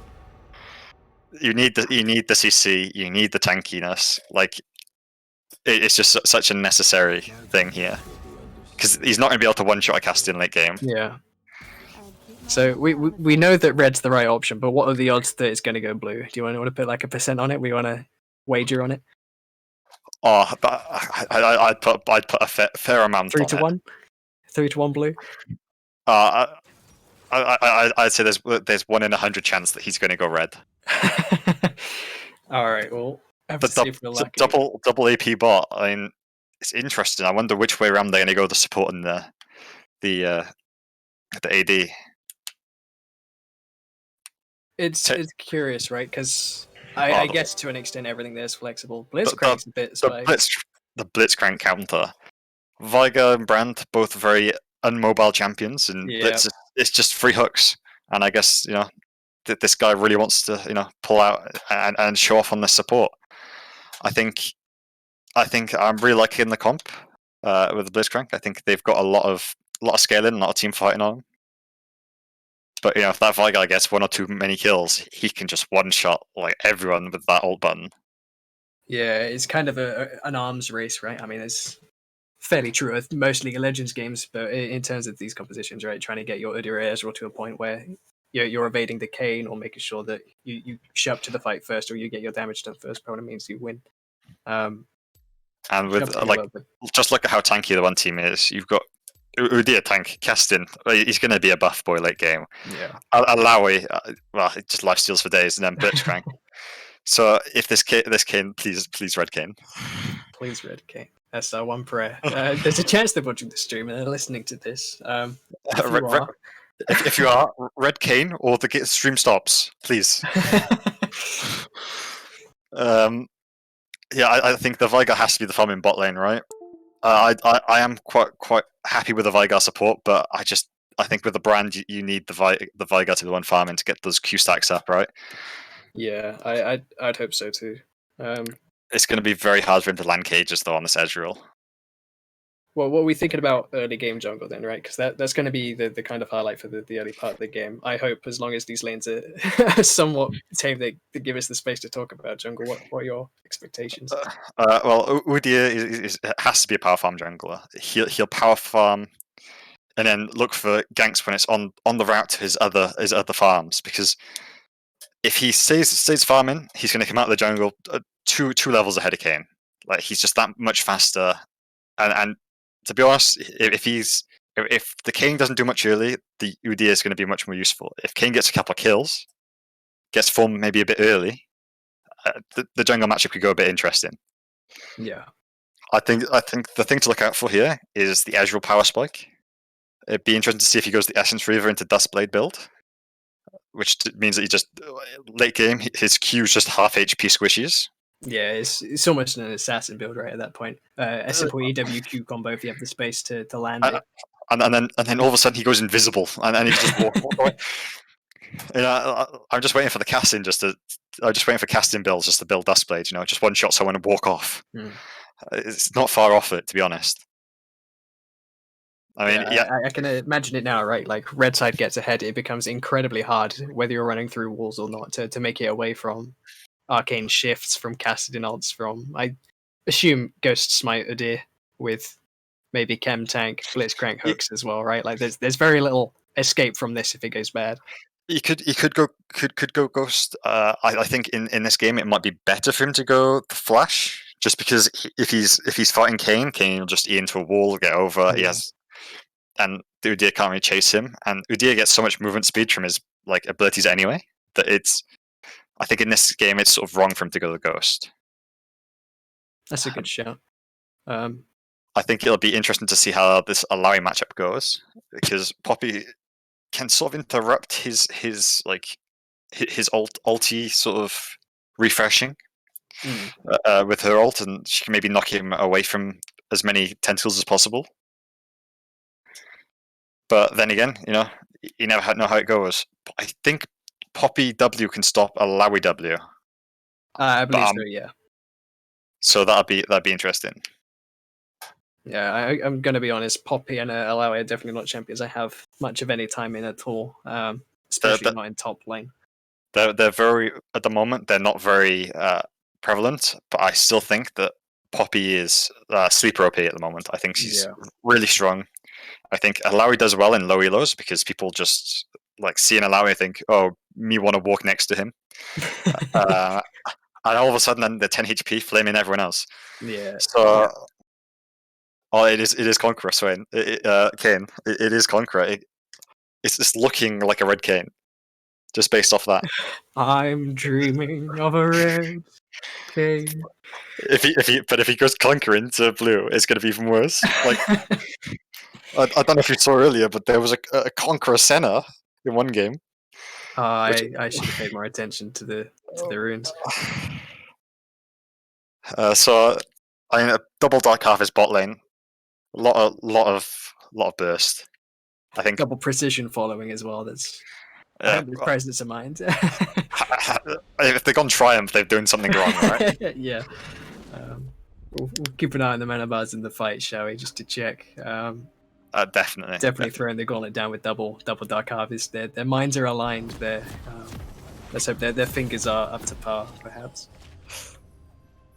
Let's see if they can hit a cage. I mean, that's going to be the decider. Blitzcrank's got to invade. Come on, step it up. Yeah, the pings are coming in. They're looking for the far invade onto a bottom tri bush.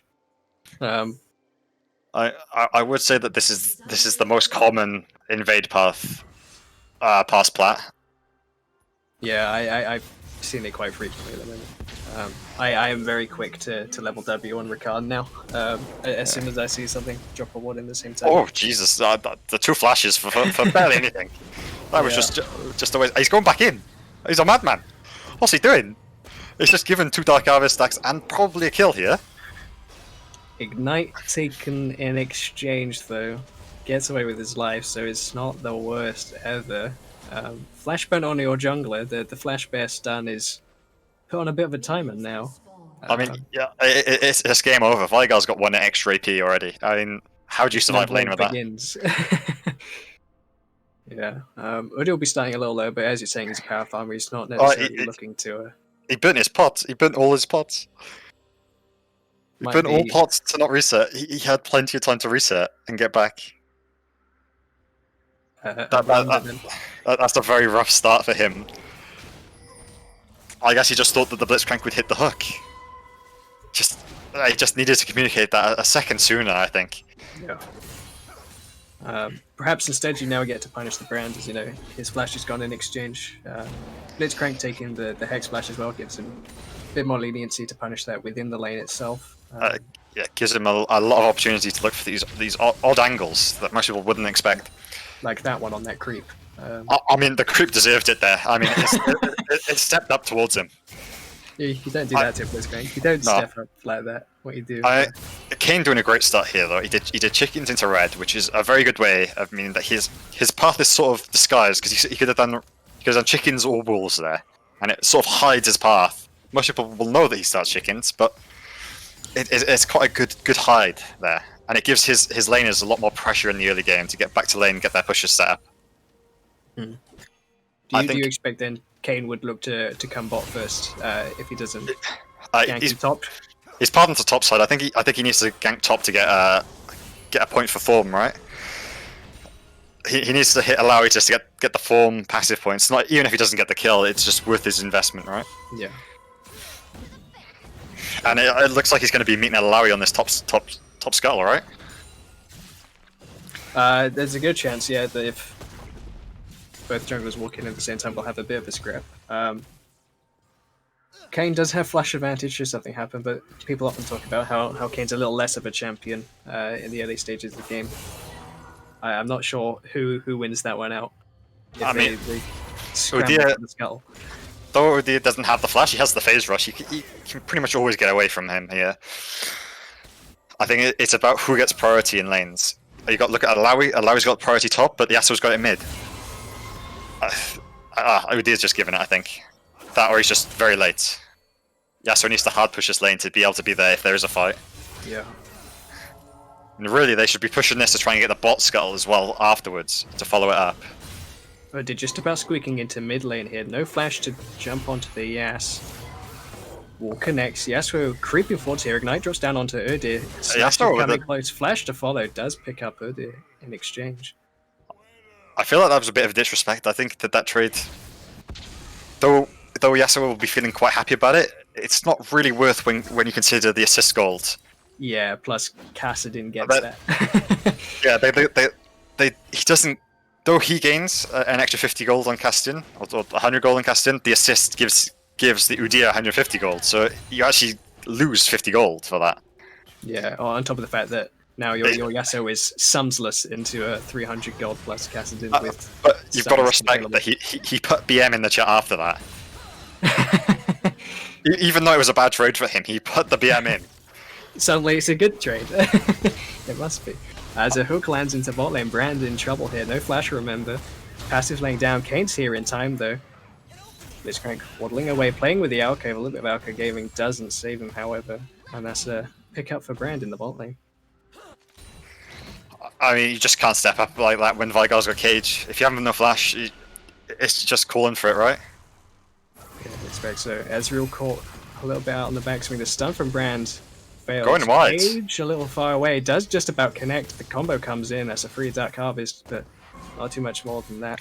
Just increasing that scaling. Every time he does that, it's just that little bit more AP for the next time. Yeah, that's the sooner the clock comes into count, the bells will chime, right?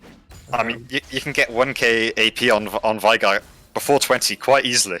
It just depends on... on a 26 additional AP. But Skull still hasn't gone down here. Yeah, both junglers have been staring at each other for a while. You can see bot lane's walked up to try and assist for it since bot lane's been backed as a result of that play. Poppy taking a rough trade. This could force her to reset here. She's got TP. She's just going to agree for it. Yeah, so we're respecting his presence as he strolls in through the lane. Blitzcrank might fish for something here. Alawi had a perfect freeze there. She could just push the Poppy off and decides to push it for some unknown reason, honestly. She could have denied so many more minions to her than what you see in. Punches a minion, that's not what you want for a Blitzcrank. Yes, we're wiggling his way around here. Hook yet to come through, he's looking for it. Wind Wall's late because it's the knockup instead. Ult to follow, Ignite comes through. Just about creeping away. Flash from Cassidy follows, plus the ult is just not enough for Yasuo to make it out here. Ezreal caught in the bot lane as well. Trapped within the cage. Brandstone connects on the back of it. Passive ticking. Double Dark Harvest coming through. Ticking Flash from... there we go. Perfect. And it's just Ezreal just using E wastefully in front of her Veigar. Ooh. Oh, good lord, that was close. A well-predicted flash there. Flash out of Kayn. Flash out of Blitzcrank, and again, the Hex Flash going to come through on the back of it. This Blitzcrank just loves the flash hooks, but sooner or later he's got to be able to hit one of them. Yeah, no hooks come to fruition so far on this Blitzcrank, sadly. It's okay. It creates some pressure. Only the core mechanic of the champ. It's nothing big. Nothing too vital of loss here. It's fine. Late game, he can ult, remove the shield off Poppy and Yasuo, and that's all he needs. He doesn't need the hook. That's the crucial part we're looking for here on the Blitzcrank. It's a scaling option to counter. Poppy just able to sustain out of bad trades in the top lane. I think it's in part just to allow you just pushing the wave meaninglessly here. Like he could have just frozen this Poppy off the wave so hard and just kept such a high CS advantage, but they're just going even because of this. Yeah, it's a bit of a shame. You do miss the cannon there, so maybe not as even as you'd like. But as you're saying, right, like the perma shove not really coming to any fruition, right, when there are other options available. If I was Poppy at the moment and I was seeing this lane state, I would be laughing, honestly. I'd be giggling, yeah. She's getting away with murder here. Trade on the mid lane. Directors can want to take us away from that. Yeah, it's three gathering around mid. Yasuo's just going to walk it out, though. Yeah, Dragon is live. We'll stretch that point. No one really seems to be in the area here. Caston being crept on in the mid lane, but there's action in the top lane instead. Poppy up comes up, knocking the Alawi, flashes away from the Alawi. Blitzcrank to walk in, but the tower trades it back on 1-for-1. There's some action in the mid lane. Bear flashes on the spot. It's just enough to stun the Yasuo and get Caston in there. Attacking the tower, Caston able to clean up the second one as well, and that's 2 free kills at mid. Perhaps the Dragon to boot too.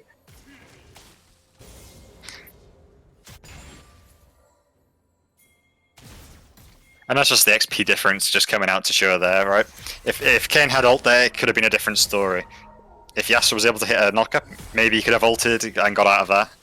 Yeah. I think there's just a big XP gap arising in this mid lane and jungle. And a bit of a gap between blue side and their tower here. Do find a double stun and absolutely delete the Udyr. Brand flashing away to create some distance. Ezreal closing this gap onto Veigar, but I don't know if they have enough to finish it. Arcane shifts forward. Brand finding the double damage here. Q away, just about connects onto Veigar, but the passive damage coming from Brand is still huge, but I don't think it's quite enough. The level onto Blitzcrank's pretty huge. Kayn here, not yet 6.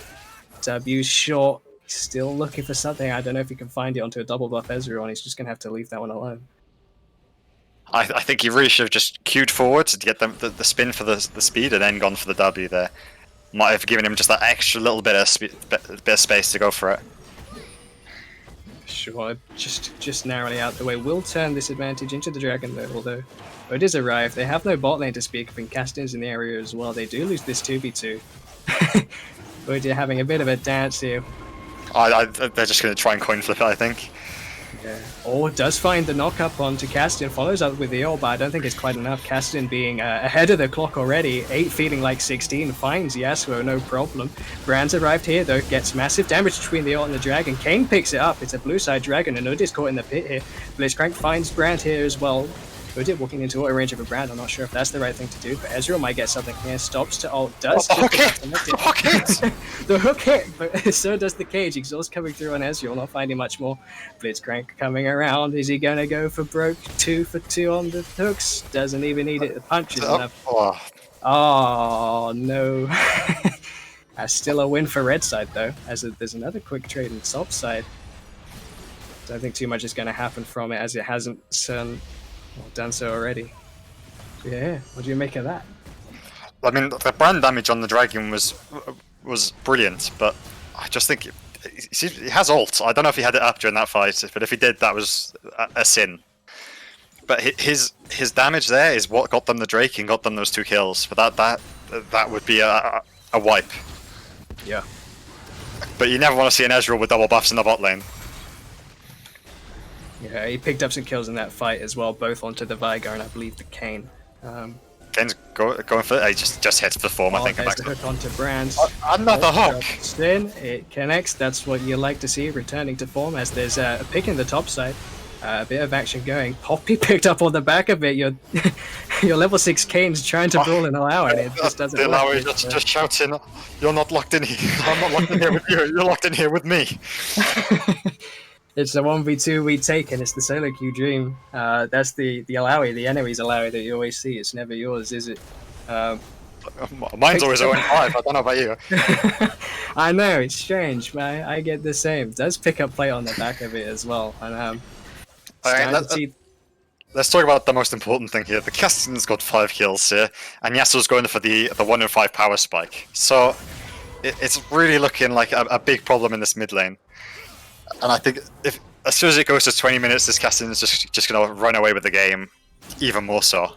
Yeah, I said it already in that Dragon fight. Casting his work there at level 8 already felt a bit like level 16, the gap he's created. We are seeing 3 players here in mid already, looking for something. I gotta respect it. Someone was watching the last game and decided to buy Dark Seal. It's not quite a Magi's, but I respect it. I respect it. There's time yet. There's time yet. We might see a Magi's evolve from this. I'm not sure Alawi's quite backed from here, but she's already maintaining this advantage in top lane, I assume, just from level. Ezreal walking into the cage here is not the wisest thing to do. Caught between a Brand ult and his own minion wave, I don't think it's quite enough. Trades a bit back onto Brand, but that's a wave Ezreal's going to miss. It would be if Vigar didn't push it, but I think he's pushing it under tower to get the plates, but it's just the Ezreal's just feeling confident enough to stay here.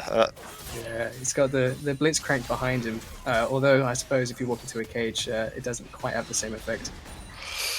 I mean, he doesn't need to hit hooks, he doesn't need to walk into cages, he's just there for pressure, Yeah, just the threat of the hook, right? Sometimes the hook being up means more than it is landing. And late game, just walking into those bushes is so scary with the Blitzcrank. Mm-hmm. Gonna have to keep our eyes on the vision game here, make sure people are checking in for blue wards and control wards. Map is reasonably well lit for how early into the game it is. Nothing really happening with this Herald, a bit of a shame considering it's been up for a bit of a while. Red side's already committed quite some time, quite some members into this mid lane, not really to yield much, so I'd like to see them spend that time perhaps on the Herald instead. It's a real shame because you just commit to Herald and you get a free, like, what, 400 gold for nothing? It's just... Okay, Kane's W going wide here with Blitzcrank appearing. I'm impressed with that tornado hit, but that's that Yasuo skin where the tornadoes are incredibly narrow. Bit of a headhunter Nidalee situation, I feel like. Wait till he hits the power spike. Don't worry about it. The 1 in 10 Yasuo power spike is just... The tornadoes just randomly appear. We do indeed. We'll currently have to wait and see, as you say, the power spike comes after a little bit more eventing. A great cage there to cut his own. Questionable flash. He just respects the attitude.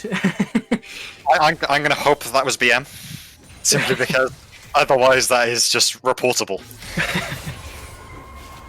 Speaking of reportable, inting Yasuo's, you do it all the time, getting a bit chunked out in that mid lane. Pick here onto Alawi is not quite beneficial, as that vessel really deals about 50% of Poppy's HP there, might get forced out. It's always a nice stun to go for, but it's just not your winning situation there. And another vessel connects on the back as we see a trade here in the mid lane. Yasuo just about taking his last breath. Not going to use the ult there. Hook misses onto 2 targets. Gives over Dark Harvest in exchange. Let's talk about this. Junglers in bot lane vicinity. I mean, Vigar's sitting on a nice 93 stacks here. That's 212 AP at this point. It's not too bad, not too bad. No, not feeling too miserable about that one. Kassadin, just ignoring this minion that is Kane under the tower, is just gonna take this one for free since plates have fallen. Bit of a trade back here. Udyr's in the range, so is Yasuo. Something might evolve here. Kane just about winning out on this one. I think Kassadin's tangoed with the wave a little too long, but Udyr's right around the corner. Bops and Kane jumping inside. Blitzcrank's in range. The ult just about misses, and Kassadin separates himself from the team. Hook lands into a Kassadin point blank. Kane just about strolling away. Brand arrives. The ult does just about bounce. Picks up the Brand on the back of it. Heal just about saves him. Ezreal back in range. Udyr might be stuck here in a bad space, but has his wave to get him away. Brand, Pillar of Flame, just short. And again, a bit more of a scrap, but nothing really substantial traded. Again, they didn't really turn that into anything. It was such a good fight. I mean, the casting dashed away from the team. Maybe he could have lived, but they haven't really converted that into anything. You know, you've got Drake up, you got Herald up. Oh, Brand with a nice stun. Make up for lost time. Fails to walk around the wall. Still ults into range in time. Everflow's a little wide. Brand just about going to be picked up on the back of this. Poppy a little playing on locked cam there. Not sure there's much you can do about it anyway. Nothing wrong with playing on lock cam. You just gotta know when to toggle and when not to, you know? Yeah, Kassadin just about ulting his way out of the cage there. Yasuo connects on the back of it though. Everthrow just about locks him up. Zhonya's just buys him enough time to get away. The Poppy just about connects the passive there. The long range yeet picks up Kassadin. A bit of a punish there for overstaying in that lane. Yeah, I mean, sort of talking about overstaying, my game is just keeps going 2-3 seconds behind, so I'm just watching this behind everything. Well, we got a lot of action coming forward. Alawi ult burn, 2 stuns onto targets. Everyone just kind of getting halfway invested and halfway walking out here. HP's burnt. If you're a little bit behind, you can fast forward to catch it up, I think. I keep fast forwarding it keeps freezing, and it goes back to 2 seconds. It just does not like it today, but I will say, no worries. Udyr picked up the Herald on whilst the huge fight was going on. I'm stuttering a lot, but it's fine. It's no problem. And I think they can convert this into pressuring for this Drake. He could put it mid and they could just walk straight to Drake here. Or he could put it bot and just probably get away with a free tower here. Or he's going to agree to keep being it. held for now. Dragons being started by a red side. Blitzcrank and Alawi gatekeeping around the edge and the entrances here. Kassadin looking for some entrances, but spotted out on a ward. Blue side lingering, really losing kind of time. Yasuo's had to step back to answer this wave. Weigar's in no real position to answer, and that's just a quite slow take, and Drake handed over to red side. Kassadin caught here between a cage and a bush. Kassadin being forced out. Poppy in the back half of it does knock away one. Kassadin is able to dodge it. Somehow it is able to spawn the Herald over the wall. Herald is now looking to be a part of this fight. I don't quite think that was going to go to time, but might just about find a charge into this tower. It does. It ignores the wave. Cage I don't think it was anywhere near time. But nothing yielded. Just to chunk out that tower and a Drake. So I guess nothing really lost apart from an opportunity with the Herald. Kassadin walking in here finds 2. It just immediately blown up. Disrespect here. Ezreal might find the Vigar. Well, that's just a little wide, I believe. That's just the difference of my Everfrost is better than your Everfrost. Just better trusted seller, perhaps. The big thing about that is that the Kassadin's Dark Seal's just gone away now. He's just lost all those lovely stacks which he's just saved up. And Vigar's just decided, oh, I'll have a Dark Seal as well now. He might as well has been doing quite well in the back of these fights. I assume he's approaching 130 stacks now. The last time we checked in, he was reaching 100. And a hook lands onto Brand, pulls him over the wall there. Zhonya's will keep him alive for now. Kane dropped into their back. Alawi drops down the ult. There's a TP for blue side coming in. Yasuo onto 2. No ult to follow. There's Grant getting low. Kassadin stuck in the back. Kane rather. Too many Ks in this game. Poppy arrives, but it's a little too late. Alawi's already picked up the double. There's a stride breaker and an Ezreal looking to chase. Vigar's coming around the corner. We'll see what he can find. Poppy yet to jump. Just about goes. Triple for Alawi. And they're still hunting for more. Everfrost will deter them for now. Vessel might find a pick onto Vigar here, but enough respect being shown. They're still fishing under this tower, but really, what, a 3-for-1 in exchange for a Blitzcrank? Those kind of trades we take. I'm happy to see the Divine Sunder on Alawi. I think it's quite fun. Oh, flashing in. Onto Vigar. It's not enough as Yasuo arrives to deny Ezreal all follow-up damage. Odin just kind of gets stuck where he's standing underneath a Vigar W. And ult connects onto Ezreal. Flashing away from the Ignite, it's not quite right. Blitzcrank's arrived, and Alawi stuck in the cage with the Brand ult on top. Vigar's running down this Blitzcrank, and the passive takes him down as well. On a great answer back from blue side, but we see Cassidy walking around there, somewhat aware that he's there. He's looking to come over. There's the ult. Everflow onto one. Exhaust onto Caston. Keeps Vigar alive long enough to put the cage down. Sonya's burnt. Yasuo's in the back, dueling with a Blitzcrank. Just about flashes over the wall in time. Caston's here to just handshake him out of that one.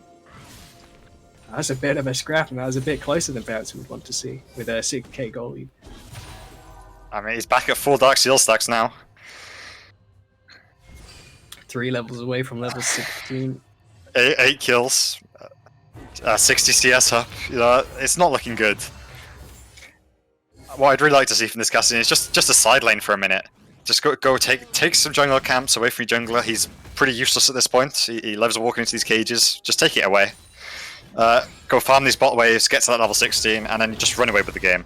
Even more so. Like, I think it's a fair point to mention that at the moment the side lanes have been a bit ignored. You can see Poppy picking up some of that time, putting that wave under the tower, so there's XP being lost there on red side. Kane is going to hand over blue to Brand here. Brand really just another carry on the team, no real support in sight. Vigar hit by a hook here, but Kane's going to walk into the fight just about in time. Cage lands onto Alawi, who still managed to resolve the ult. Ezreal ult straight into a wind wall. Yasuo ult finds Alawi on the back, and that's 1 kill for now for none. Brand arrives at the same time as Zudia, but there's not really enough space to continue this fight, and Red just lose 1 for free there. Yeah, I mean, the turn in this round, great, like a great little turnaround there. I mean, I guess you just gotta. I guess Vigar just bought enough time with Cage and flashed out. I didn't even flash out. Just walked out. Yeah, I think it's just a result of being able to play on your side of the map, right? Kane has a lot of free access and a lot of time to get to places. A flash away from a hook that was a little bit wide, but fair anticipation. Don't think they'll be looking for too much more here. But a bit more pressure onto that side lane, but I'm curious to see how this Poppy will do more in these fights to come, because there hasn't been a lot happening. And a hook onto Kane blind over the wall there, I think. Just about spotted out, and there's 3 members there. Kane able to hide in time, but there's 3 men inside the cage. Casson is caught out by a Poppy on the backside. Everfrost flying everywhere. I'm not sure whose is whose. Yasuo is able to get in here. Poppy able to pick up a kill on the end. Vigar flashes in to secure the Blitzcrank. Ezreal and Casson are just kind of strolling away, but I believe Alawi's stuck in the middle with them. Blue side's not quite sure what to do. They don't have a lot of vision here. Out of the again, that I saw, the Brand Vigar combo worked brilliantly. The Vigar W did loads of damage, followed up by the Brand passive. Brand still has ult. He should have ulted. It might have killed the cast in there. Might have indeed, but he might have enough space to deal with it this time if this escalates into anything. Able to spot them out, it might just dissuade this fight for now. Able to muscle their way in. A Brand flashing in onto a Kassadin lands most part of the combo, but not enough to get the passive. And that's Kassadin just about getting out of there. Alawi stuck in the river might find herself in a bit of bother if anyone can get close enough. Last second windwall box the Ezreal ult as well. That doesn't feel too great. And Sploo starts at the jungle. Udyr arrived and Blitzcrank's here to party too. Alawi's caught on the side. As a big fight breaks out, Alawi ult connects with several Brand ults working its way through the back, and Yasuo is dodging, dipping, ducking, and diving. Kane is not able to do the same, caught up on the back. Yasuo trades one with Udyr on the back as well. Brand takes away onto Blitzcrank. Vigar stuck with an Alawi vessel to make friends with. Gosh, that was messy. And this whole time, Caston's just not there, and Poppy's just in the top lane split pushing. Caston's coming down now to try and secure this. Just about secures the dragon, and Yasuo falls on the back end of it, and a bit sloppy on the end as well. Of War's side, it's quite a sloppy fight. But Poppy just picked up a lot of XP on the top side. I mean, she's catching up on XP a lot now, and I think it was the right thing to do there. I don't think that if she joined that fight, it was really going to go in their favor. Yeah, and a second Drake isn't necessarily too crucial or too worth expending your TP for either, considering Baron's alive as well. Although, I mean, she TP'd very early on, maybe, but like, I think her getting that farm on the outside was very useful for her. Yeah, I think so as well. I was about to suggest I'd like to see the Poppy Rocker into that bot side, as I mentioned, TP up with Baron open, and obviously with a lot more ability to split push rather, and threaten this Baron. Alawi caught in a... It seems like they're just playing an ARAM for 4v4. ARAM it is. Currently we've only got 7 members here as Ezreal arrives. Everflow lands. Yasuo looking to follow up, but they pick one for now, and it's Viger on the back. Yasuo looking to connect a Tornado. Doesn't quite land. Does get a knock up onto Ezreal, who shifts away. Vessel lands onto 1. And that's Kayn blowed up on the back of it. Brand damage is taken away. Yasuo finds 2, but it's not quite enough, and that's 2 for Alawi instead. That Alawi ult just doing so much work there, just spawning so much more tentacles just to get him that insane damage, honestly. Yeah, it's going to become probably only more and more difficult for this Yasuo and this Kayn to really do much as this Alawi just loves them running into them. Brand's caught on the back by a hook. The flash hook! The flash hook, the protocol hook connects. Brand just about not going to find someone on the back of it, but you can see the amount of damage he can do even solo. He's just waiting for the setup. Unfortunately, wasn't able to find it in the last fight. Poppy, as we mentioned, did find a way into that bot lane before this play started. Did find the tower as well. There's money into the pockets of blue side to try and staunch what is slowly a losing game, as they're losing more towers than they're netting here. Taking away an 8k gold lead. It feels a little closer than it is, just the way that these fights are so hectic, trading back and forward. Baron is still on the table, 27 minutes in. Nothing much more has happened than that. Only 3 dragons in as well. Red side hopefully going to get Soul Point. And this Drake comes live again. For now, we're in a moment of quiet, and everyone's just picking up some of this farm and XP that we'll expect to see come to fruition in this next fight. Probably around the Baron.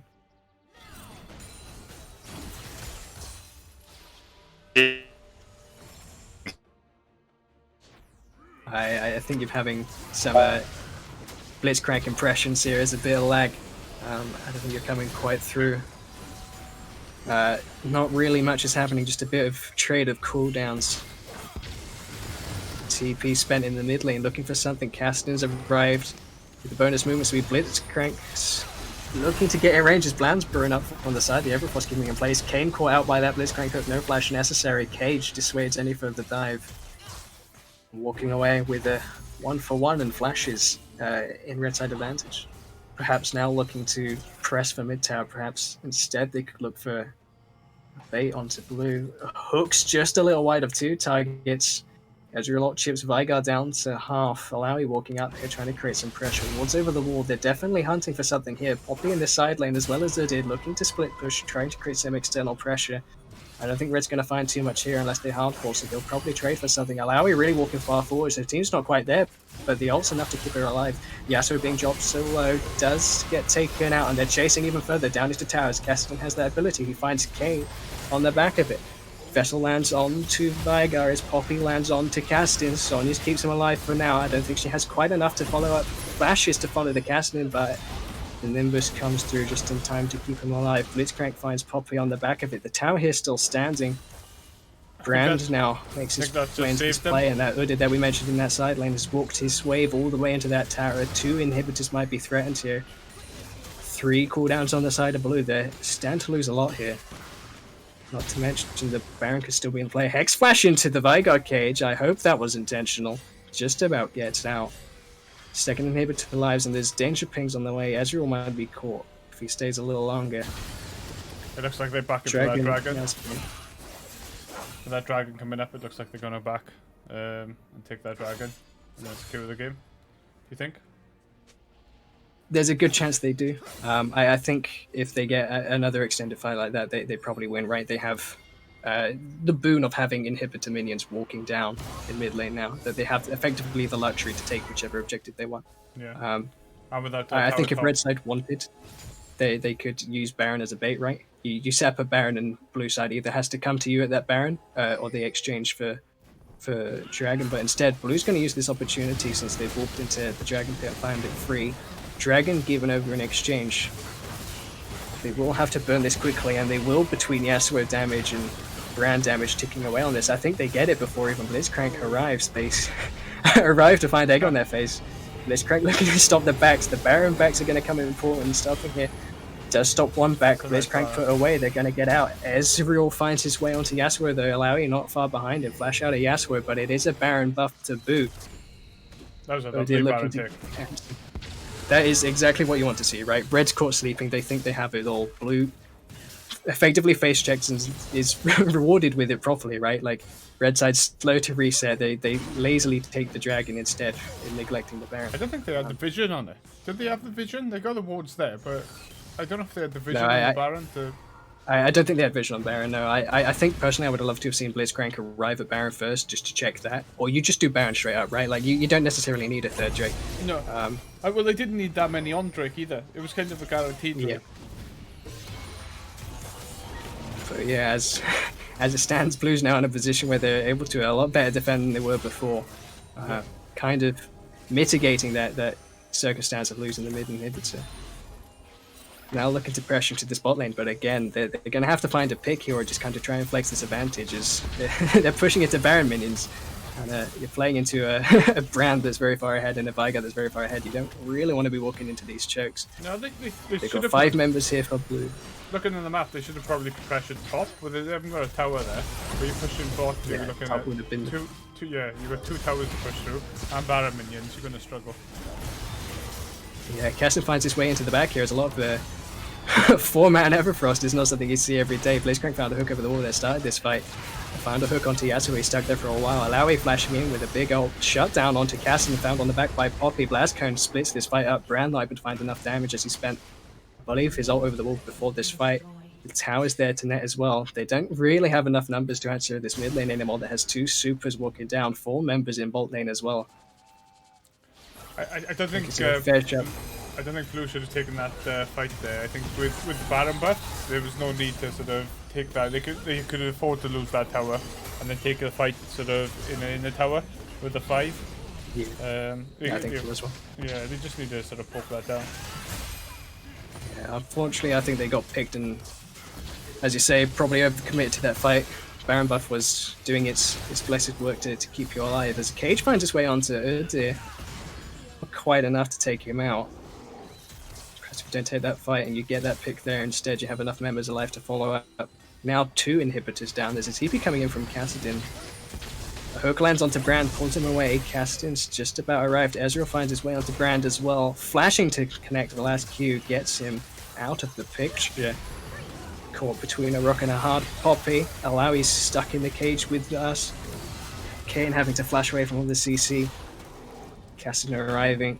Toeing his way around the Everfrost. Shield up in time, loses it to the Veigar W. Oh, some damage on the Yasuo. Being chunked out, sent back to the fountain, that's a lot of damage. Now arriving with this wave in mid lane. Demolishes being procced. Poppy ult keeps Alawi away. This is a fight you want to take if you can.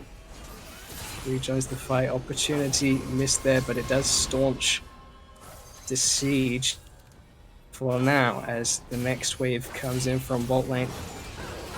Lazily lapping around this tower, trying to find whatever poke they can to start. That's a hook onto Alawi. The cage rather. Hook just short from Blitzcrank. Again, this wave is being cleared. Not really enough substantial damage onto this tower. As your lot's thrown out, finds a measle build damage. Why don't Red take top and nib? It's a good question. I wish I could answer. It's the it's the easy answer to do here when you know you've got the wave under. They have to answer it. Yeah, well, yeah. They're now going to be a bit spent, and they're going to lose out on taking either of these inhibitors here as well. Perhaps they're looking to play for soul, but as you say, it's freestanding inhibitor when you're just staring at the Nexus towers. It's an opportunity missed. It was strange they didn't go for that. I think they must still think the top tower is up. I think they forgot that Rodir spent 3 minutes walking that wave down, but he's going to spend a lot less time here taking this next dragon, getting Soul. Blue, appropriately, not doing really much about it. They're really in a position where they don't want to walk into a Casting or a Blitzcrank or a Vessel. They just kind of have to wait to meet red in their fountain. Trying to establish some vision for now in case they catch someone on red sleeping. This dragon taking a little bit of time to fall, but that's the soul regardless. Cloud Soul picked up for red side with now a 12k gold lead looking to end it. Brand caught on the back. Those hooks, they've started to land and they've started to generate this advantage. Cassidin, great cage from Viger. It's not quite enough to save him, but it's enough to chip him out. Zonius keeps him alive for a while. Poppy connecting Udyr into the wall. Alawi's found her space in the back, and an ult instantly finds two. Blitzcrank is able to follow up on the stride breaker. The second hook of the fight lands. Yasuo's caught out, no wind wall available. Looking at this last inhibitor, and it's just Poppy standing between red team and victory. Nexus looking set to fall. Look at the death time, is 20 to 40 seconds up on the remaining members. The flash hook is a bit of a pattern. This one doesn't connect. We've been doing so well. Don't end scaling, says the Viger. He's praying for his chance. As the first Nexus inhibitor tower falls, Poppy looking to find her way back into a 1 versus 4. It's not quite enough. The Fountain doing its work on the minions, casting caught on the back. But that's enough time for the minions to do the work on the Nexus, and red side will take it away.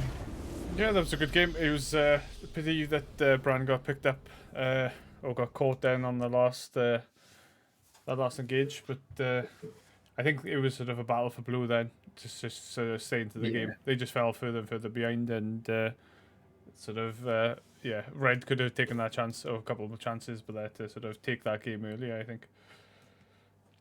Yeah, it was a nice back and forth, as you say. Like some of the games we've seen today are a bit more one-sided than this. The fact that this game is 36 minutes, and even though the gold lead suggested different and the tower lead suggested different, it still felt like there was more of a fighting chance despite the deficit, right? Like there were definitely more opportunities to come back. But as you say, right, like it's just a simple hook at the end that can turn that game from being still feasible to that's that fight over.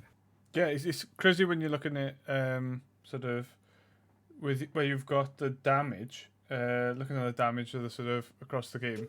You have in Alawi has got what 35k, the Castin 33k, and then you got the Ez as well with 35k.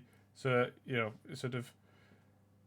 The sort of red, they've got the Brand doing 37k, but you haven't got the sort of that balance. You can just see where you've got those 3 damage dealers. Yeah. Even if you take one out of the fight, you're still stuck, and you're still sort of not being able to sort of compete with that.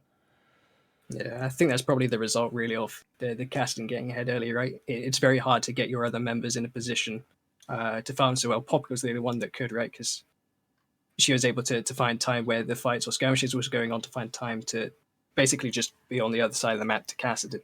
I don't think the other members on the team had that luxury to be able to dodge this kind of, we're going to walk at you very fast with the during Cassidin, and you're going to have to be able to evade us. It was something we set up in draft, right? That trying to escape a Cassidin and Ezreal or a Blitzcrank and Udyr is something pretty difficult to do in a side lane. Yeah, you've got the wind wall, and I don't think he has played terribly, but as you said, when you've got sort of the sort of Brand and Viger, it's sort of you're sort of a bit stuck where, you know, what won them that last team fight with the sort of that pick from Blitz on the Brand, and then you can't do a lot because, you know, it's sort of that's branded ult can turn the team fight around, and not having that means you know, they could just walk in and sort of take the game. Yeah, I'm pretty sure that Kane went blue this game, just to check in on our early conversation. 1 and 9 kind of meets the expectation of Blue Kane in this game. I don't think it's any real fault to the player. As you were mentioning, it's really hard to deal with a cast in the Blitzcrank. Yeah. You really are relying on that Brand and the Viger doing their combo, and Poppy being able to buy them enough space and time to set them up to do that, which did happen from time to time. Like we're saying, this ebb and flow really did come on the back of that's a great cage onto 2, that's a great cage onto a 2 or whatever, just trying to keep them in one space for as long as possible to get that AoE damage. But yeah, it's just a shame that you'll put yourself on the back foot after that early kind of trade into the Cassidin, and it kind of just slowly generates from there, even if it is competitive. Yeah, I thought the Poppy played well, and sort of top lane is just the Alawi got ahead early, so the Alawi was able to roam where the Poppy was kind of stuck top lane, kind of sort of keep trying to sort of balance the, trying to sort of catch up and sort of balance out, whereas the Alawi just was able to sort of damage the other lanes and sort of spread that across the map then.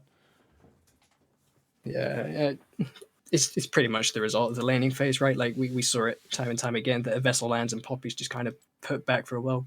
She was keeping up in farm for a time, but my mind's drawn back to that gank from Kane where they're losing on the other side of the map, right? They lost a trade down there and they lost Drang, and Kane's looking to make a play on top side, and it's just a case that Lowy presses R and whoops, that's a double kill. It's Lowy things, right? It's hard to do much about it when you're kind of put in a position where you need to make something else happen on the other side. Yeah, that's true. It's but it's been some decent games out of the 3 games. Yeah, I think it's a sort of good mix of players and good mix of champions as well. We haven't seen sort of one champion, sort of overpowered champion tonight. And some weird bot lanes where we had the sort of was it the Yasuo Alistair and now the Brand Vega. So it's a good mix and some good games, I thought. Yeah, I think as well that considering the mix of players we've had, that these games have been still fairly balanced, right? Like, sure, the snowballing is kind of a result of the mix itself, but it's not necessarily the fact that anyone's getting too hard stomped or too shy out of the game. We saw before the Lorelo Syndra still solo killing the Zoe, who was Diamond, right? So I think it's a cool showing that people are not only willing to play into these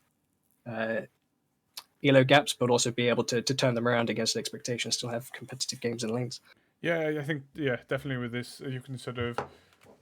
I never sort of base it on sort of rank as such with these games because they can go either way. The same as sort of the thing. So as long as they're sort of fairly balanced, I don't think it's too bad. And you'll get like competitive games like this any day of the week where they'll go sort of the way these games have gone. And I thought some of the guys played quite well together as well. So it's good to see sort of some new faces as well come through. So I'd be interested to see sort of how these build and how the proving grounds grow from here. Yeah, I'm quite excited as well, as you mentioned, new faces and the fact that people are able to still have pretty coordinated play even if they don't know each other already.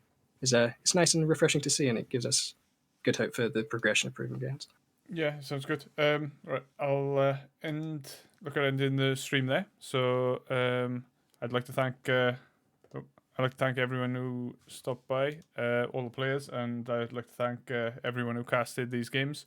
I'll see if I can throw the VOD up onto the Esports Wales YouTube channel. So if you want to sort of see any of the sort of games that have been played, you'll be able to watch them there. So cheers all, and I'll catch you.